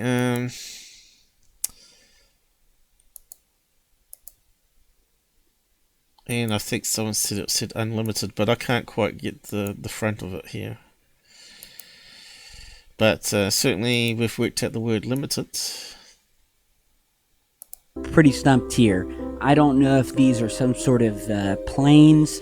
Okay, so they're saying you're not seeing the plane here. And you can see it's forming the letters in a strip. So let's see if we can work out where the plane is. Have we got more of it there? Right. It's all more squashed together, so it doesn't look like it's big gaps now, does it? But it looks like one big word forming. So we worked out that was L-I-M-I. So what's the letters in front here? Looks like it could be an N, couldn't it? Goes up, down, N. And that definitely looks like it was a U. So unlimited. Something unlimited. But how they form it, I don't know. In fact, I can hear... Sounds like a jet engine in the back.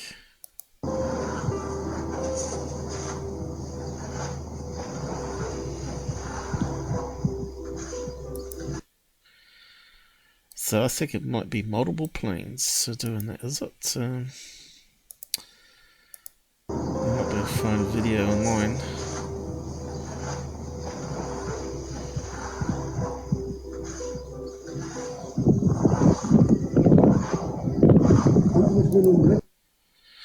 So let's see what we can find online. I'm not sure what the location is though. Skywriting .matrix. See what we can get. Okay, someone's asking how it's working as well. And here you go, it's a jet. So it might be high up then. Like 20,000 feet. So, the company that does This is Sky Writers. Works just as you expect. The airplanes have computer-controlled smoke generators, several to a plane, and put up puffs of smoke instead of drops of ink. Yep, so it could be multiple planes. We heard some jets there in the background, didn't we? But Super Soof Tyler Glockner says it's got to be aliens, and send him and buy some of his t-shirts right now. Okay. Why do all Boeing manufacturers have a 7? After World War II, William M. decided to diversify Boeing. Okay. Blocks and numbers. 100 for new products, 300s and 400s for aircraft, 5 for turbine engines, 600s for rockets, and 7 for jet transport aircraft. There you go. Learned something new again. So yeah, we need to. So this is another thing. If you used the app at the time, it would have told you it was a plane in the sky. So you got to use the Flight Radar 24 app on your smartphones, people, and you can debunk it yourself instead of sending it on to Third Phase and Tyler. So let's just go back up here. Definitely looks like a jet, so it's not a small plane.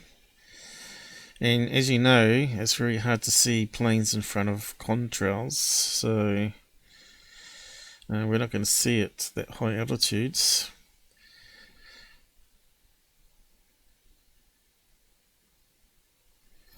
Unless they've got a group of small planes flying in synchronization. Where is the link to the that we saw? Where is it? Oh, here it is. Let's have a look.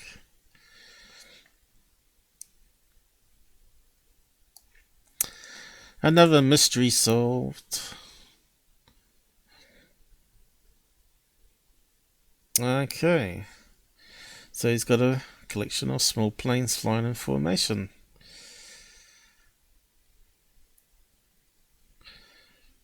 Yeah, it sounded like jets though that we heard, so I don't know. Let's go right in. Sky banners, aerial night signs. It's a good way to make money, I guess. So it looks very similar to that one there, doesn't it? I think we debunked it even without looking at the video. Let's have a look. Did they do it here? They got music. Can we mute it? We got to worry about copy claim business.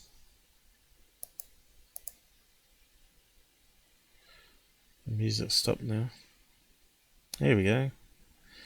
So it is a formation of planes. But that's not the dot matrix one. That's obvious for something else. But oh, it could be. The lines form dots.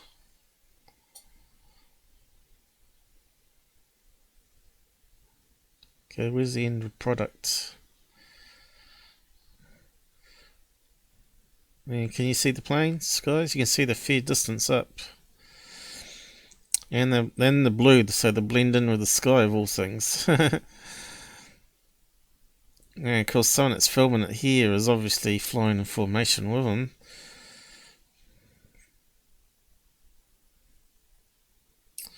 But unfortunately, we didn't see them from the ground. Banners from mistaken for rectangles. Okay.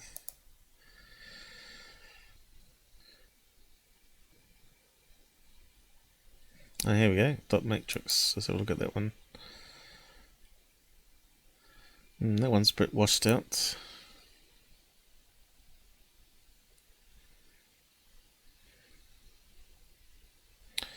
Looks the same. Different angle though. That's being filmed by another plane, I think. Distance up there, so you ain't gonna see the plane. Hey, so what did I say on that tweet? Amazing that how stupid some ufologists are, especially those following Tyler. They can't tell sky right and even today. I think you can see a small plane making puffs of smoke, so it must be alien. I think you can see a small plane making the puffs of smoke. Must be aliens. Some strange comment.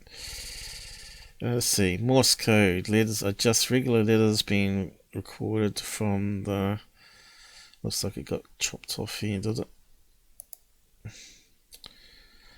Oh yeah, it was a slong capture, unfortunately. The software didn't work properly when I did it and didn't notice I chopped it. I tried to tell them, but I don't think they took notice of my message. One says here, oh, just shut up.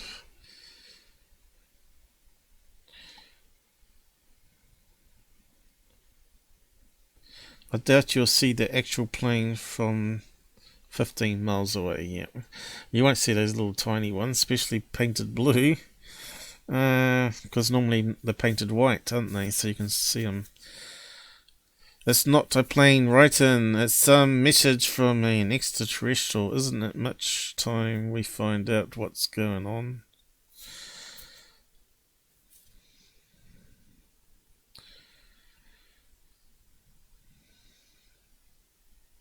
There you go. Haha, obviously phone revealing the unlimited words being written. Yep, we figured that out. Plus you can't see one of those small planes from that far away. Yep. Looks like the other comments I had got wasted. Where is it? Underneath the video here, probably, if it shows it. Oh, here we go. Comment's still up, hasn't been deleted.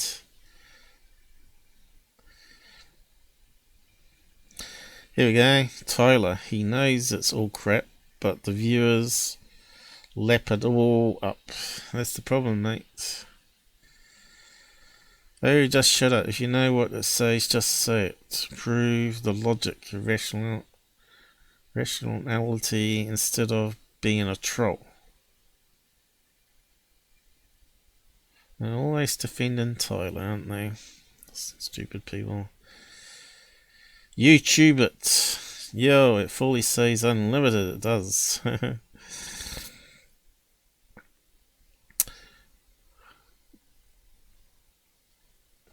Now, Street Crap 1 was another fraud that Tyler paid. If you ain't seen the beginning of the show, go and have a watch of it, where we expose them. Okay, what else you got in this video?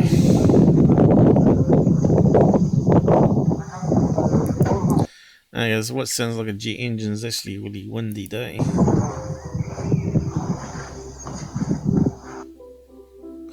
Okay, so I'm pretty stumped here.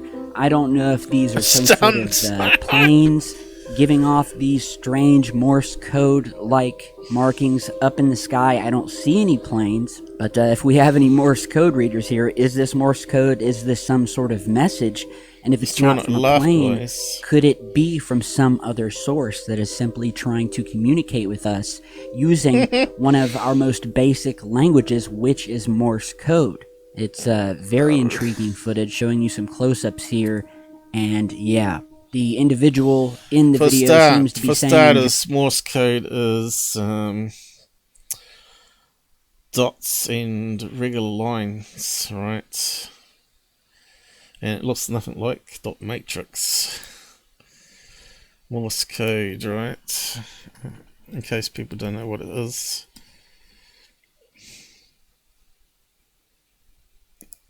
And see, we've got some images. The alphabet broken up into dashes, right? So what's SOS? A dot, a line, dot, isn't it? Let's have a look. What's happened here? I was trying to zoom in. Oh, here we go. That's a better one. So let's see. Dot. Oh no, it's 3 dots. Dot, dot, dot, dot. S. Dash, dash, dash, dash for O. And S again. Okay, I thought it was a single dot, but it's actually 3 dots and 3 lines. They are stand corrected, but I was only going by memory. So that means it'd have to have lines as well as dots of white in the sky. And the gaps in between the sky is not actually the lines, or the gaps between the dots, right? So it's not even remotely Morse codey. So that's debunked straight away.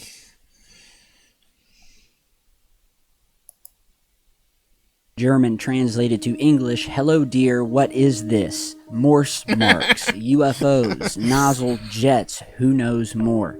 So, credit to Lothar Hans for posting this footage. Tell me what you guys think down below. And now back to more strange phenomena happening above the seas. Here is a clip of what appears to be a formation of UFOs that seem to keep appearing and disappearing one after the other. Okay, so what are we looking at here?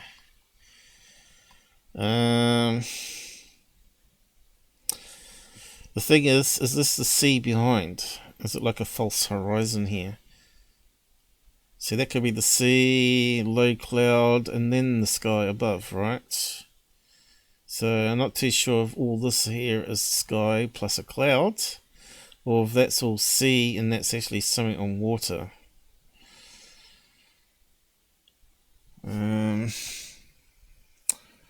So we'll just keep watching it. Could be some military flares being dropped. So let's see what it goes to. Is it something on the? Is it the sea behind there? Oh, okay. Keep on going. Get out of the way. Bad filming. Is it in the sky or is it on water? Is that the sea here? And because they're on a hill looking down, could be a boat on the water and some fishing lights. And this looks like it's all beach here, doesn't it? With a little island or a hillside and some water coming from a river here.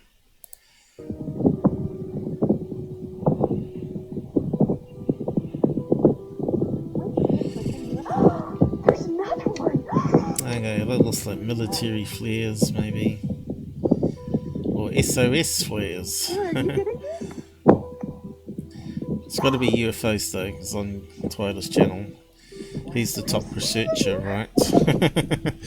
That's a bit of sarcasm again. I get fed up with these stupid videos, So they're winging the phone around, and some of that movement is due to movement artifacts, right? It looks like it's actually moving when it's not, and it's distorting the image, and it's going through atmospherics there. Terrible filming. Hang your camera down. Yes! Okay, you can see it looks like they're flickering. Definitely some sort of flame. And that movement, even though it looks like maybe it's moving, is part of the digital zoom. When you zoom in on digital zoom like that, it's something to do with how it's processing the image inside the phone memory, phone firmware.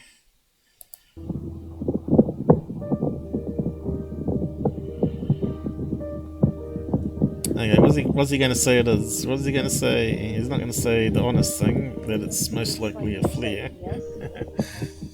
Here's the other one. No one being lit off, either from the ground. They fire it up from the ground, then explodes and comes down by parachute. Yes.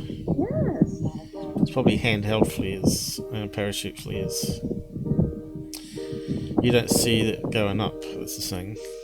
Alright guys, so again, I'm totally stumped. Could it be flares? I'm not so sure. The objects do look to sit still in the sky as opposed to falling to the ground rather quickly. So tell me what you think about this. And now to go off planet, we're going to show you some very interesting new discoveries on both our moon and Mars. Starting with a moon video taken with a telescope. So what have we got? We've got a bird. That's closer to the camera, flying across. Is it a Mylar balloon or weather balloon? Is it a plane? A white plane, white weather balloon? A seagull. Zoomed up really close to the lunar surface and caught... You know what would really amaze me if that suddenly stopped, started zooming up and down, and then shot off that way.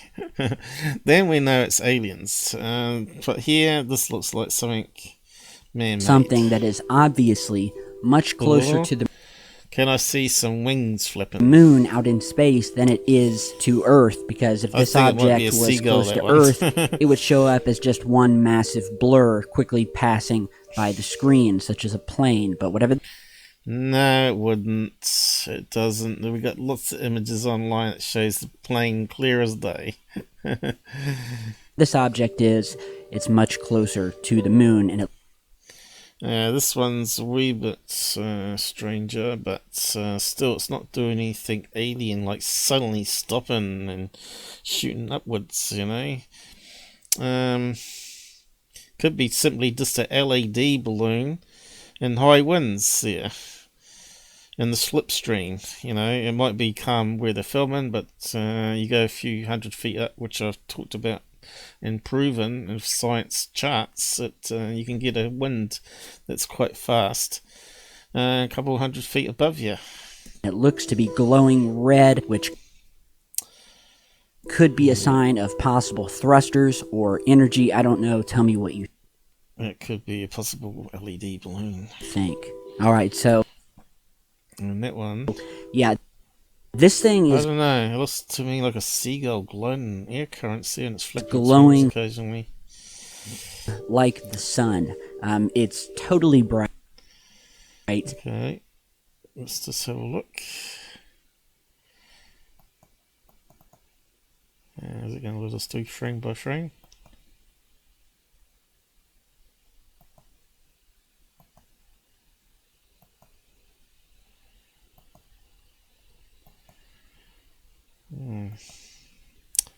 Not the best. You think Google would have it cached so it doesn't have to do the whirly thing.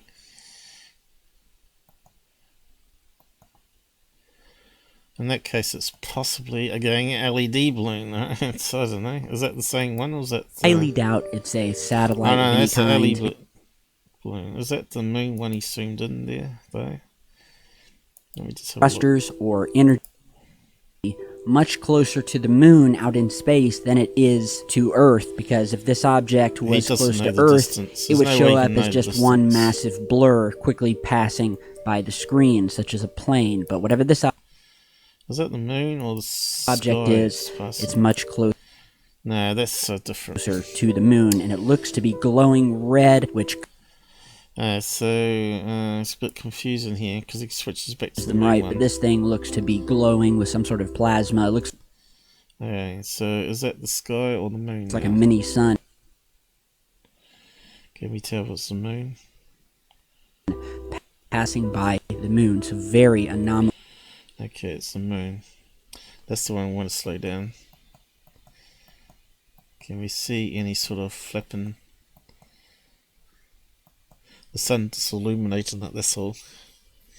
And the phone, because of the way the sensor works, overexposes it. Again, it could be a balloon.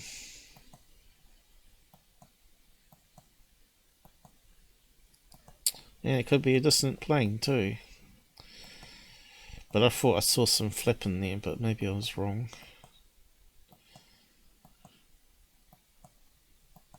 Probably a Learjet. Again, this is where you use the apps, guys. You can't just put up a video and say, well, look, here, look, I did some checks at the time. Nothing on the apps. Then it gives you more credibility, right? So let's carry on. Now on to another more distant part of the solar system, this time on Mars, where another YouTube user discovered yet another mystery light that almost appears to be a possible UFO jettisoning upwards from the ground surface of Mars, wherein which we see a sort of fiery plume behind it, as if it's being blasted up from the surface. This is on NASA's website. The object is there in one image. Scott Brando debunked this a long time ago. I think it was formulated, maybe it was not a gamma radiation corrupted in the video, but maybe a burst of gas from the surface. And you're seeing the dust reflect some of the sunlight at the time. Image, not there in the other. Now this could either be a UFO blasting up into the sky, or one of these so that's why they're on there. They're trying to see this frozen water that sometimes expands and then pops up, you know, on the surface. Light on Mars. So let's see. Scott Brando's probably got it up, but we'll see what we can find. Light spike on Mars. Rover solved. Okay, let's see what the experts have to say. So a weird light, but don't freak. Here we go. Don't freak, people. Is that the same one? It is. Okay, what did they say it was? I think it's the same one. So I suppose we're going to get it. Thanks. It's an intriguing discovery of a mysterious methane spike. There you go, that's what I was saying. Well, I said water, but yeah, gas. Some of that fever seems to be spilling over to an image the rover snapped June 16, because I know the scene as the moons of Saturn, is it, gets compressed, that they eject either water or some gases from the core of it. Snapped series of images. The bright blimp only appears in one, but don't get your hopes up for signs of alien life. Okay. There are several good explanations for the glowing spot. It's most likely a sun glint or scattered light. Media Revelations specialist James Wood said, we're seeing this in many times, there you go, throughout the mission. Scattered light, sunlight, scattered lights. So this, what they're saying is like as a rover's moving, it gets a certain angle to the sun, and it's a rock that reflects back through reflective rock. Is that what they're saying? Curiosity captured a view of a very small glow on horizon in 2014. Who works with the rover camera took it to a personal Twitter account at the time to say that the light was likely a cosmic ray hit. That's the other thing I said it was, that you get on photos. Curiosity really makes surprising methane discovery on Mars. Okay, there's the other thing I was talking about. Meteorites crashing into Mars give rise to mysterious smoky clouds. There you go. Another thing that happens. So if in doubt, do your own background research, people. Don't expect Tyler to actually bring you other possibles, because it's always got to be about aliens and UFOs. I don't see why a UFO channel can't be honest by putting up a video and just throwing all science and stuff at it, like I do, and saying, well, there you go, guys, it's something mundane after all. Damn again.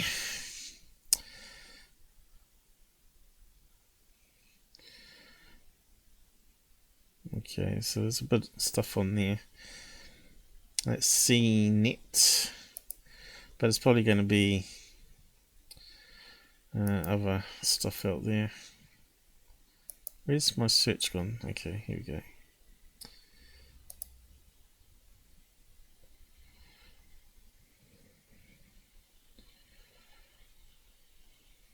Okay, what's that one? Low and light captured. Express, let's see, they're dishonest. They're Tyler promoters. Let's see what they're saying about it.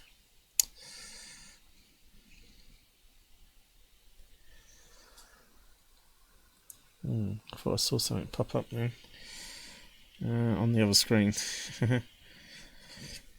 Okay. This successfully flown. Yep, we know about the thing.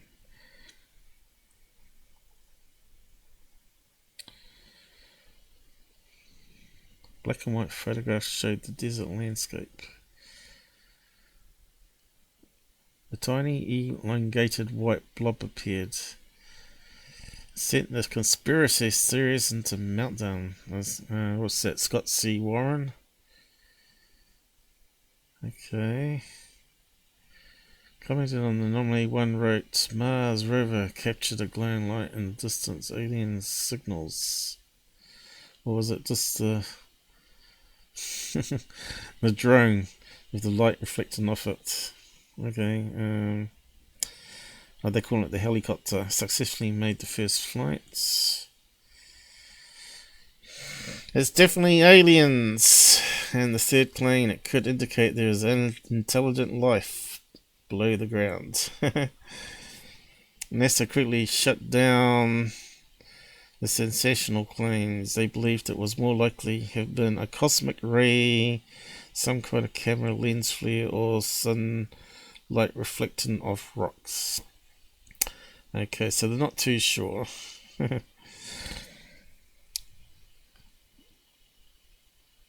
Cosmic ray, if it hits the sensor of the camera, it could cause these electron charges, right?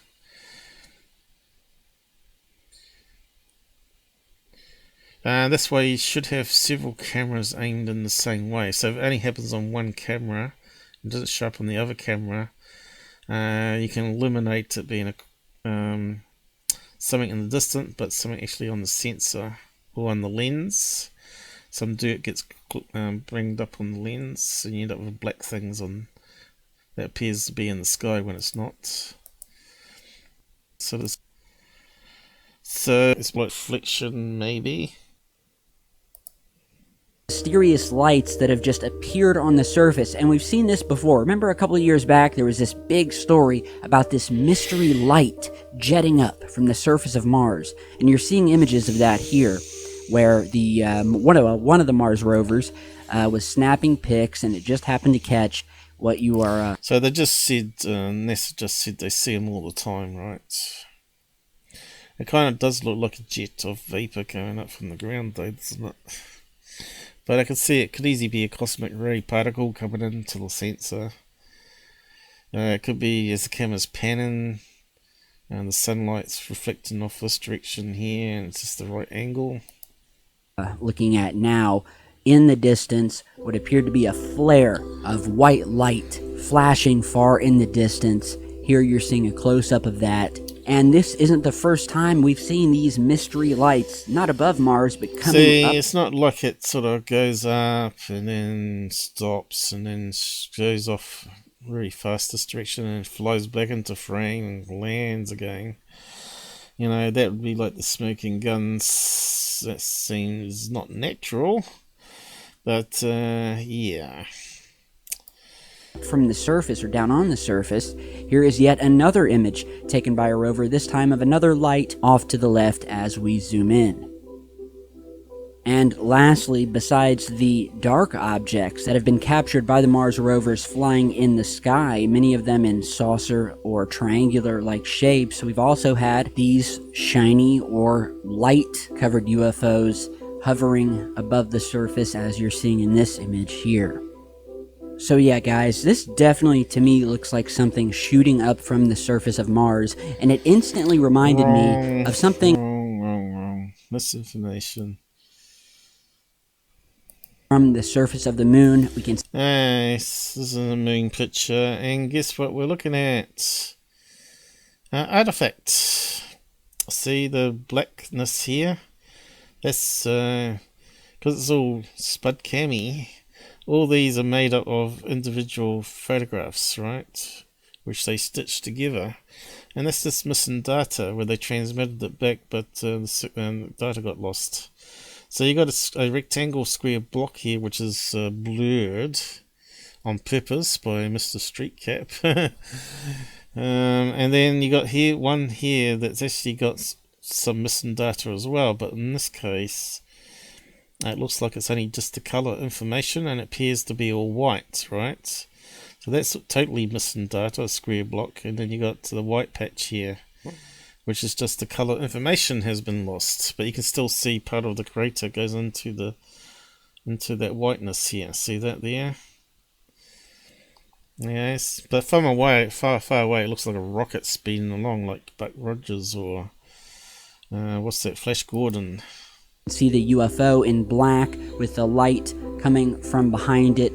Streetcap was a good friend. We collabed a lot. Man, I really miss the guy. So if you want to check out his channel, I think it's still up. It's Streetcap1. And again, here on the moon, another object that looks to be. So someone must have taken over his channel, had passwords to it to keep the channel alive. Because if you don't upload, Google deletes your channel within 6 months or 2 years, depending on what you got it set to, right? Why is Twitch saying it's unstable here? That makes no sense whatsoever. Anyway. Jettisoning from the surface of the moon, very similar to what we're seeing here on Mars. So tell me what you guys think about everything we've shown you in this video, from lights sitting up above the moon, hovering. Okay, so he's relating all this to the same thing. Join his Discord. So what's he gaining from the Discord? Selling merchandise, is it?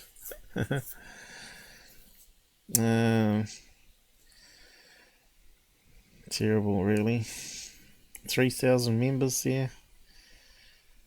All just sucking it up. I feel sorry for you ufologists. I really do. Okay, that was that one. I've only done one video in this time, and it's already 2 hours. What else did I have? Let me just have a quick look.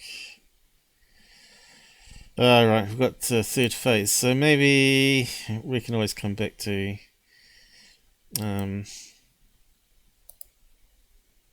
Secureteam stuff. But I think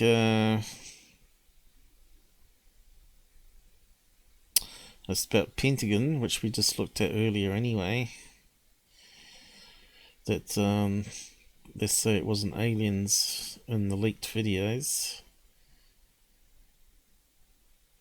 And this one here about anomaly happens with the flying helicopter. Which obviously, if there's some technical glitch, right?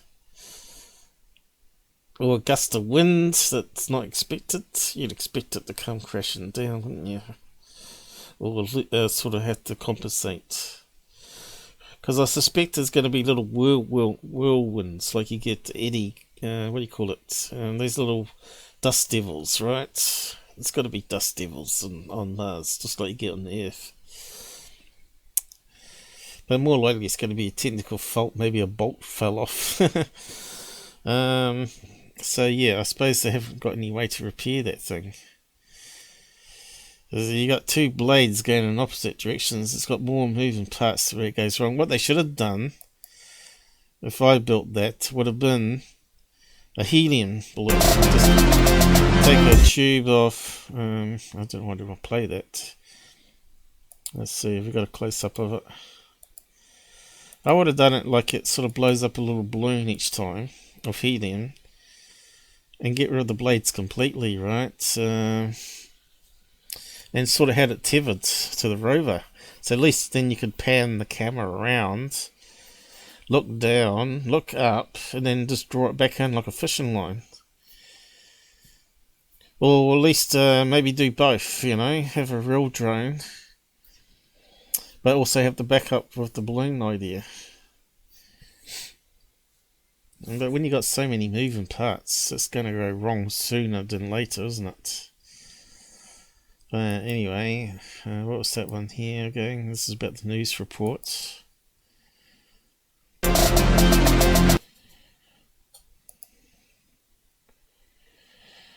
Saying it wasn't aliens.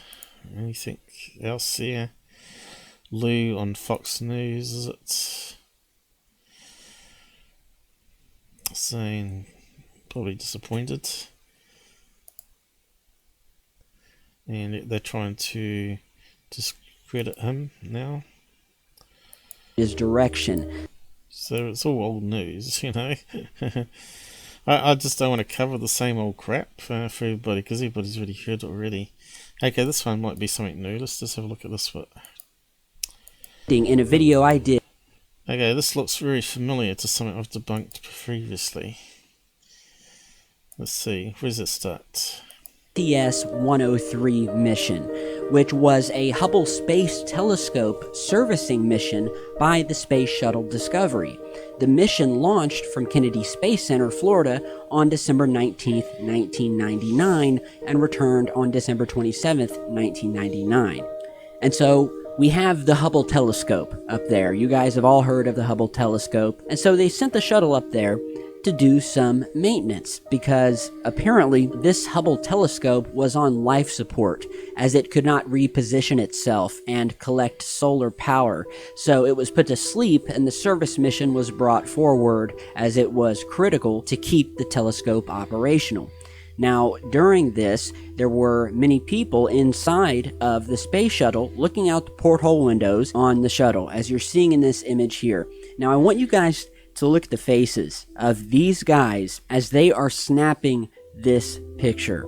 They do not have a look of, oh wow, we're doing a mission here, it's pretty boring, like your typical images you'd see. These guys are focused on something, every single one of them. Look at and them they're padding trying out to the capture story, something.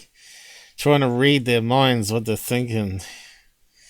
Well, it's actually a still frame, right? So that expression on the guy's face where he's trying to focus it in, you know, he's thinking, oh, quick, I've got to get it focused in, else we're going to have no footage. He's not saying, oh, I'm filming a UFO. With their camera, and they sure did. And I don't think they know what it was. However, although I featured this very finding in a video I did probably 3 or 4 years ago, I actually just spoke with the man who actually has the credit of actually discovering what was within this image and others during this UFO occurrence. So at first glance, what we can see here in the background is the Earth. In the foreground, what you're seeing here is the Hubble telescope that is actually attached to the space shuttle that is used for EVA. Okay, so there's Earth.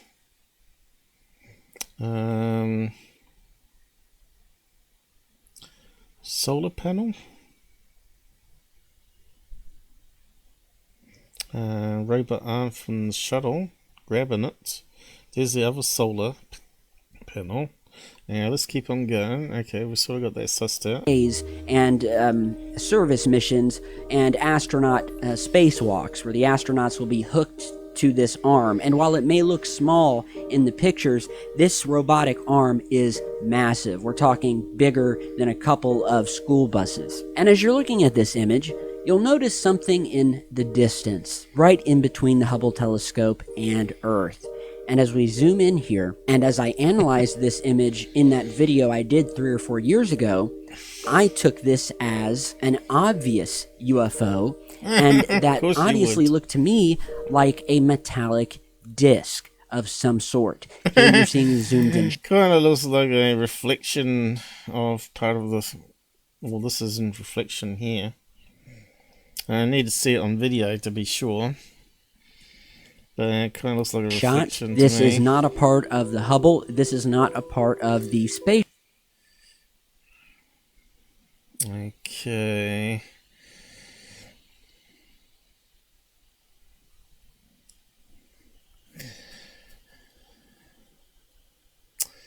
Could be another satellite lower down in orbit. That's just capturing the sun, and we're also seeing reflections off the round bit of the satellite here. Again, this is where you need all the data to track what satellites were underneath that mission at the time. But it could also be a reflection, and a multiple reflections at that. So it might not be just one single reflection. It might be a combination of lens flare, reflection, and just the right angle, because we're going through 4 layers of glass here. Space shuttle. This is an object that was captured by the lens of the photographer inside the shuttle as he's pointing out. This is not a reflection, and you can tell that the object is outside of the shuttle because of the light and the shadows. Why is it not a reflection? Eh?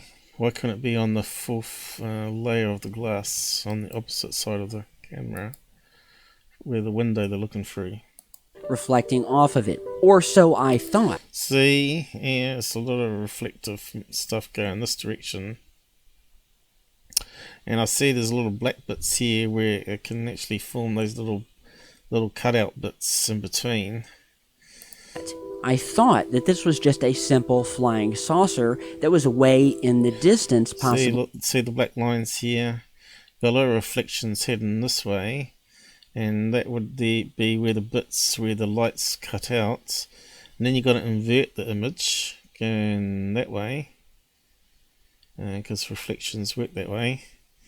So is that something here cutting through there? And the reflection point is here. And it's smudging that direction because of the sun. Observing the space shuttle doing this work on the Hubble telescope. But as I spoke with the original person who discovered this, who is a Scotsman by the name of James Francis Welsh, well, he did an extensive analysis of this mission, going through hundreds and hundreds of photographs taken in sequence while they were repairing the Hubble here, and he published a book, what you're seeing here in 2014, right, so he's after money. What he found out. And so he looked at these images, and what he found was that after putting them in sequence, this object that we are only seeing part of here is actually just one tiny little piece to something much larger that is hidden in the darkness of space, almost as if it were cloaked. And he also discovered through the timestamps on the images that whatever this object was, it lasted and hovered out. Okay, so he's not really proving it to me here.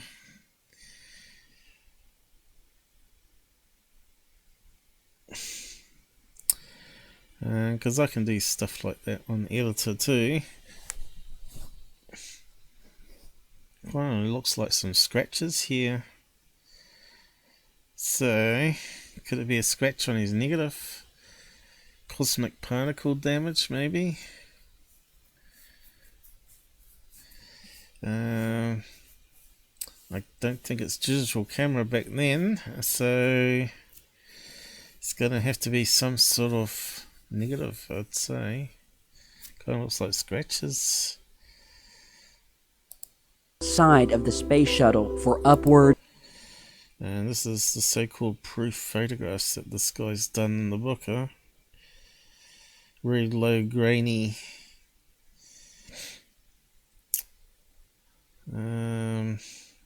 Again, that kind of looks like a reflection of the interior window here, isn't it? See that there? Reflection of one of the windows over this side where they're filming through. They're only little small little portholes. And that there looks like a reflection of someone's head.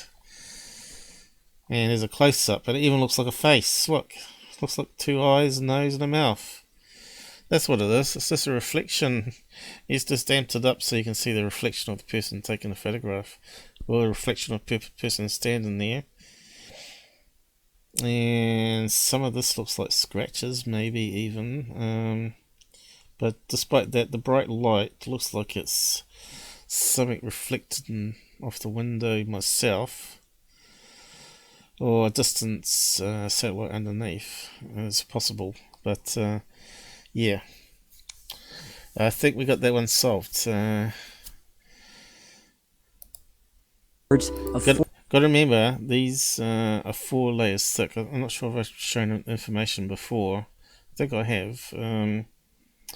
They're quite thick windows, obviously, and you don't want to explode and sucking you out into space. 45 minutes to an hour. And so he looked at this and said, okay, this looks maybe like a flying saucer in the distance. But then he started messing around with the gamma, the contrast, and the brightness of the image. And what he found when he increased and lowered these certain things, what he found and what he told me, what he believes, is that what we are seeing here is not a flying saucer with the sunlight being reflected off of it, but is actually some sort of spotlight or light that is apart and coming from a very, very much larger UFO that we are not seeing. And he discovered... So, if the person was standing there and the light's up here, that black line could be the strap of the camera. And the person was standing next to the other person taking the photograph. And he's probably moving the camera up and the strap got in the way. And of course then if you enhance it, you can see him standing next to it as well. Okay. That through the images that I'm showing you now. And there's quite a lot of them. And here is another frame where we can again see the sort of bluish white object as it was finally moving away. And again, this was found to be not a reflection. So white, blue lens flares, reflections, you know.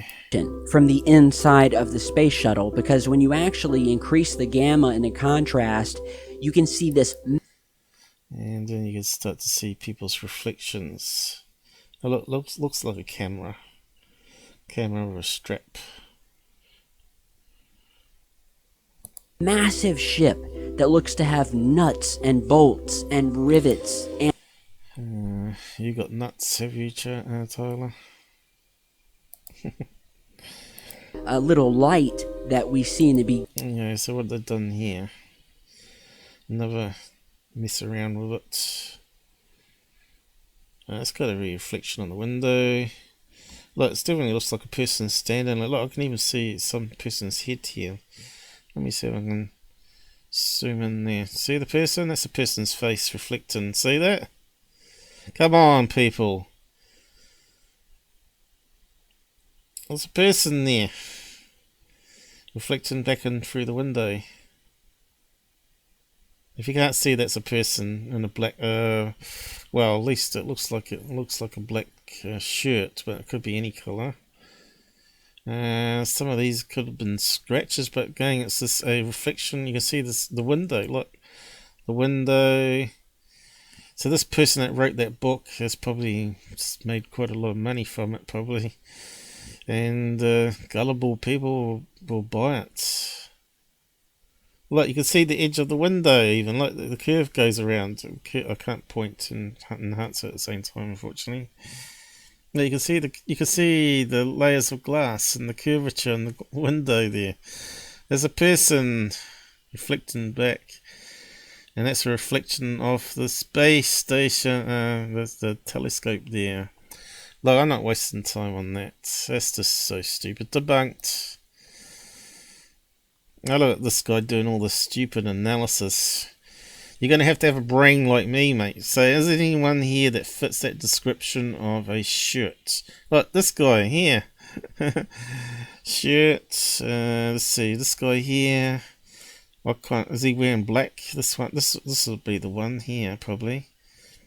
Who we got? That guy. So which one's taking the photograph? So that would help a lot. We could pin it together here. That one there looks like the best fit here.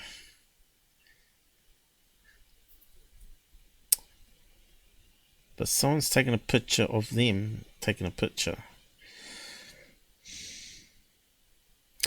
Okay, let's bring this up here. Space shuttle windows. I think I did space station. I didn't do the space shuttle windows. But they're going to be like 4 layers as well, probably. Space shuttle windows layers and size. Well, probably won't give as much information, will it? Each space shuttle, here we go. Each of the forward 6 windows, which is what they're filming through, outer panels measure 42 inches. That sounds about right, like we're seeing in the image. Scaled down diagonally, and the center and the pieces each measure 35 inches. The outer panes of the forward 6 windows are mounted and attached to a forward fuselage. It's not really what we wanted. We want some thickness of glass. Here we go. No. Space shuttle we want. Aluminium silicate glass. Okay.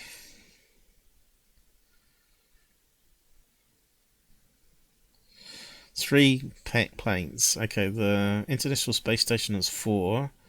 This has actually got 3.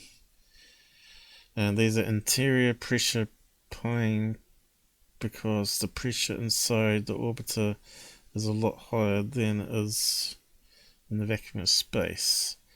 I wonder if we got any pictures. Pictures, give us pictures. Oh, here we go. Look at it. All the rivets around to try and stop that blowing out from the pressure.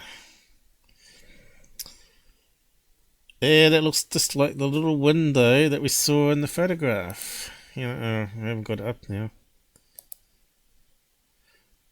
But you can see the person standing here. Look, there's the window. From over this other side, over there somewhere. Reflecting back onto this window here.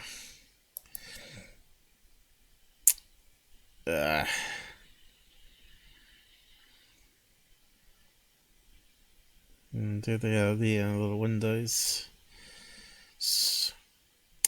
Nothing that stupid video. So, what did they say? Did I downvote it? Give it a downvote.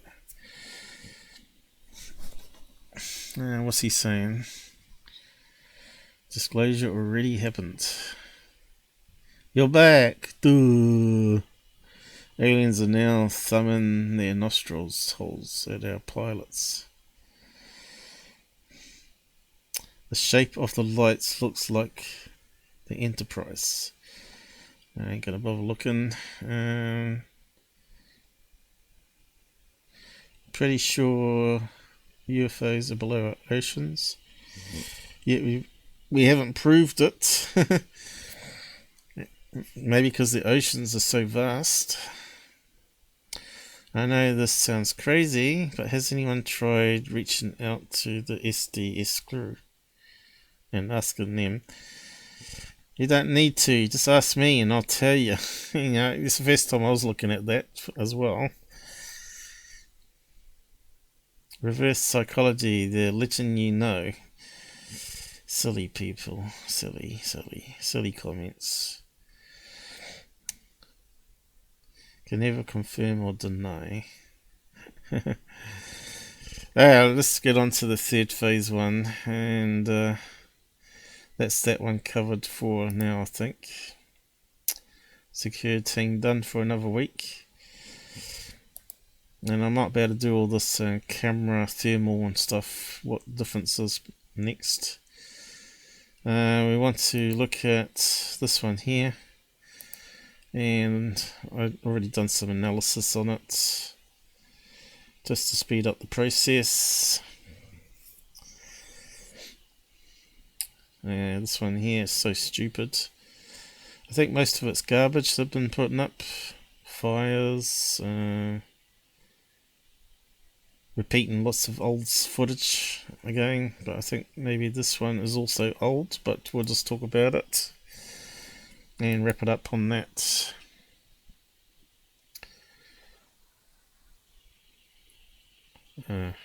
Okay. Above the mountainside.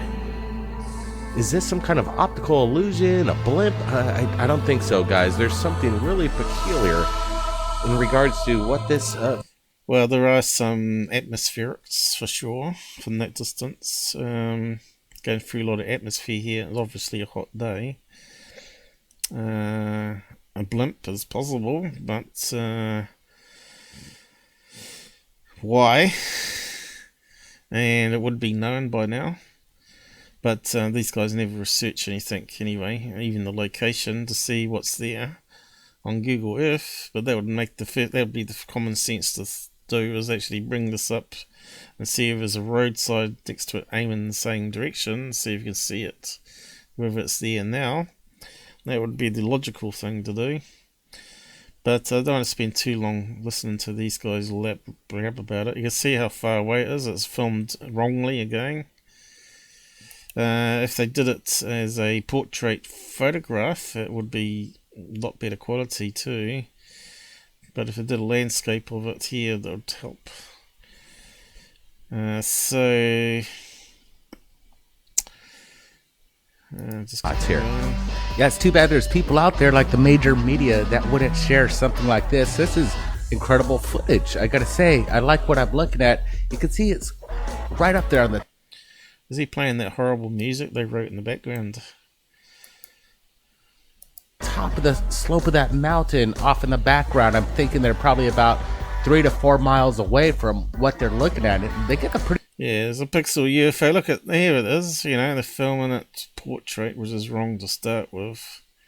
Instead of just buying a holder for their phone, a selfie stick holder, you know, not too expensive from AliExpress, $5 to $10. Pretty good close-up. It's pretty clear. How far away it is. See, this thing doesn't move. It just remains stationary. No, it doesn't move, but it does sort of look like it moves. But that's due to compression and slight hand movement and digital zoom, of course, and atmospherics. So you got lots of things happening because it's such a far away spud cam image. But I did some analysis on it, not to waste too much time on it. There's actually trees. A tree like this one here, for example. You can start to see the trunks of the trees here, and the analysis I did. It also looks like a branch that sort of got away here on the edge here. So there's a little branch that's hanging around on the edge, and that's the original image, right? Which you can't even see the little branch, but it's there. But you can start to see there is something happening underneath here, and it's just a bunch of trees. In this case, I found an example. It almost looks identical, but not 100%, but they call it a Copsey beech tree. Spelt wrong. Maybe it is spelt that way. Hang on, let me just check. What was I thinking, Paul? Did I misspell it? Maybe it's called a beech rather than beach. Beach. Yeah, I suppose it might be right. I know, looks like it must be right, is it? Beech Copsey. Here we go, we've got some pictures coming up. More UFO trees. And that is spelled that way. Copsey of beech trees. Maybe that's what they call it, where they're all sort of together. I don't know. Let's have a look.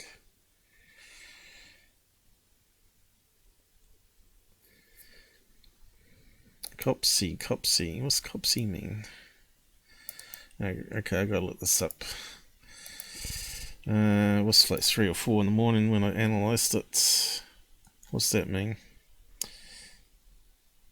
Cops. Cops! So the E's silent. Copsy, I would have thought. Copsy. Hey, Copsy! What's it mean, though? A thicket, grove, or growth of small trees. There you go. So we're learning something new every day, especially in the English language. So it wasn't a misspelling. They're called beech trees. Beech trees. And we got some images of them here. Okay. Film those from far away, guys. And you got this nice little UFO. Of course, they're not all UFO shape. But I guess it depends how the farmer does it. Of course, it gives us a good shade for animals, right? On top of a hill. There you go, look. UFO, UFO. That's a damn UFO, guys. If I can get far enough away shot and blur it, we might be able to get 2 UFOs on that one. That's a painting, I think. And we got one that we can actually use, turn it into a UFO. Zoom it out and just to show you. Would be 100% prove it. But it took 10 minutes to figure it out, you know.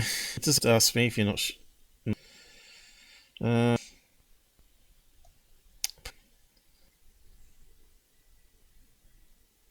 so there's no really far away snaps, is there?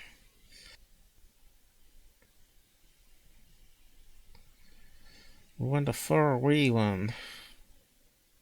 Anyway. Someone else can verify that for me and see if I was right about being trees. Let's not worry about it. So, what do you think about that one yet? Anyway, I think it's all the same stuff, is it? So let's have a quick skim. Okay, what's that one? Go with it, right before. Okay, they're still talking about it. Do some analysis on it. Ghosting and the frame rate going on. It's just one object, and it has a definitely triangular shape so we've got a bird feature or a bug to it. Brent, what's your thoughts again before we get to the next video? It's too fast, and the way it just launches there from right to left at that corner angle. It's just amazing. Again, do you see any wings on this? Is this maybe just a bird or some sort of bug? A bird gliding, I'd say. It looks like a bird shape here, doesn't it? And that's just a camera artifact. There's someone. Definitely looks like a bird there. It's got the bird shape happening to it.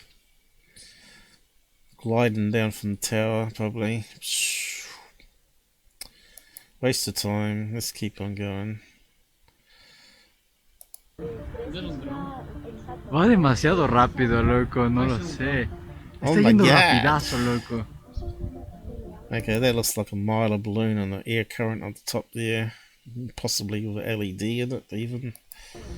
But you can see the sun here reflecting off the clouds, so I reckon it's going to be one of those silver mile balloons. ¿Qué onda? And they can move once you get into the air currents.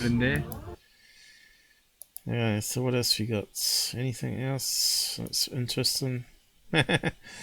No. Oh no, not this. Tyler just did that one. So what are they going to say about that one? So this video was captured off the coast of Miami and by a channel named 59 Escobar, and he said he's never seen Escobar. That sounds a bit suspect straight away.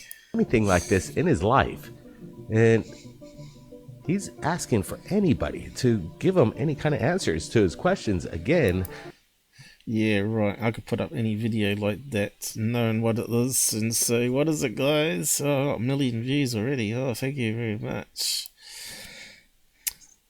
I'll just set it into third phase, just to boost the numbers. Yeah, we've been over that one. We spent quite a long time on that one. Okay, what we got here? Flying humanoid, is it? Which is going to be a bunch of balloons, right? That was captured by Brian Haverin. He's got his own YouTube channel. We're going to be uploading. Of course, he has his own YouTube channel. That's where you got this video from, because you go crawling for him. Sharing the link right in the description, and you're looking at it, He said he was on. Okay, so let's have a quick look before it gets too far on. Could be 1, 2, 3, a bunch of 4 or 5 balloons there tied together. On his way east, going on Indian School Road in Arizona, and he is on his way to go hiking in the Camelback Mountain area. And as he was traveling east, he saw something that was what he thought was a hot air balloon, and he quickly. Although it does sort of have the shape of a Chinese lantern that's gone out. So once they go out, they start drifting back down, don't they? We've got no size comparison here, though. But Chinese lanterns are as big as a human, right? So realized that it wasn't, because there was no basket at the bottom and it was moving too fast. He says the object was moving from northeast to southwest so if direction. that was a hot air balloon far away, you ain't going to see the basket underneath, right? So it's going to be like 1 pixel or less if that was a hot air balloon. Okay, just keep on going. It even appeared to change shape at one point. He's asking. So if it changes shape, mostly it's going to be a bunch of balloons, isn't it? But also it could be that a Chinese lantern has crumpled in, you know, or rotated and it's crumpled in on one side. Everybody, what you all think? And that's what we're asking. Yeah, we could look at this, and we're looking at it closer. And Brian is correct. This thing does change shape, and near the end of the video, it almost resembles the classic gimbal that we're seeing. It's definitely not a hot air balloon. Could it be maybe They always got to do a tic-tac because that's where the money maker is. Okay, so it kind of looks like it might be a collection of balloons here because now it's starting to tilt in air current, and we've got one that hasn't sort of moved with the other ones here, and of course one sticking out the side here, which is where the gimbal effect happens. Balloons, I'm not exactly sure. I'm not seeing that as an indicator.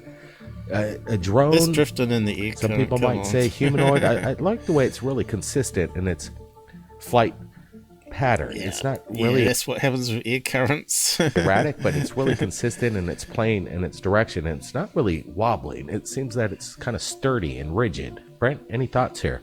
Yeah, you can see 7:30 a.m. he captured this, and Brian did a good job. Again, the clear footage, great stuff tonight, and you can see. Let's just say if it was a bundle of balloons, maybe the sun's just not glinting on it to reveal that it's any mylar or anything like that. It remains pretty dark. It's shadowed. I think it's just latex balloons in this case, more likely. It's unique. It seems to be going in a straight direction, and it's just maybe about. It's amazing how long they can talk about balloons, though, isn't it? They talk about me spending 4 hours trying to prove what kind of balloon it is. But at least I prove it, you know. I don't spend ages blabbing what we think it might be. Do some analysis on it. What's this one here? Is that the same drone either? Yeah. It has this otherworldly look about it. The way it just glows. It's very consistent. They're saying it's just right off the surface of the water, but it's not leaving any kind of wake either, is what they stated. Is this evidence of that supercavitation so are we looking at technology the sea here? Is that the one that Tyler had up where we was? No, it's not. So that's the ocean there, is it? So it could be a fishing balloon with an LED in it. Who knows? It's just rubbish, really. It's not doing anything UFO-y, right? But anyway, it's coming up to 3 hours. And we got to wrap it up there, guys. And I think we got to the end of it anyway. We can't analyse everything, but most of the time, it's, you know, we're dealing with a pixel here. Why would we waste our time on that, you know? Unless we're doing it for a learning exercise. I will post the Twitter post here so you can look at the tree UFO one. 100% solved on that one. Tree UFO. And they're called beech trees, not beach. What a beach. And they're called cops, and the E is silent. So we found that out anyway. Good stuff. Okay.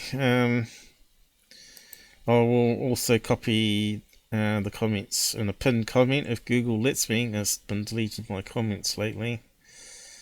Even my pinned comments. And camera stuff, maybe tomorrow or the next day. Maybe I need a break from this stuff. It's quite technical, that stuff, though, but it'll make sense once I'm finished with it, hopefully. What IR is and thermal, and why home security cameras are different to forward-looking infrared and all that sort of stuff. So hopefully we can suss it all out together. And clear up that subject, hopefully, and we just get wiser and all that sort of business. And thanks for joining us in the side chat tonight. It's much appreciated, interaction and people chipping in. And it's not about the money, no donations again, but it would help pay some of the running costs if you want to help out there. Okay, I'll just click on the end button and off we go. And I'll see you again in a day or so, hopefully. And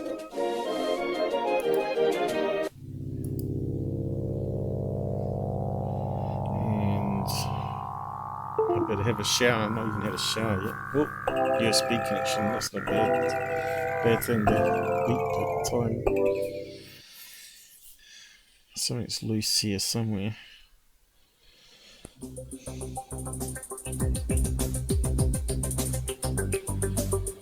There's always technical stuff that goes wrong, huh? I think it's still streaming though, is it? Good night all.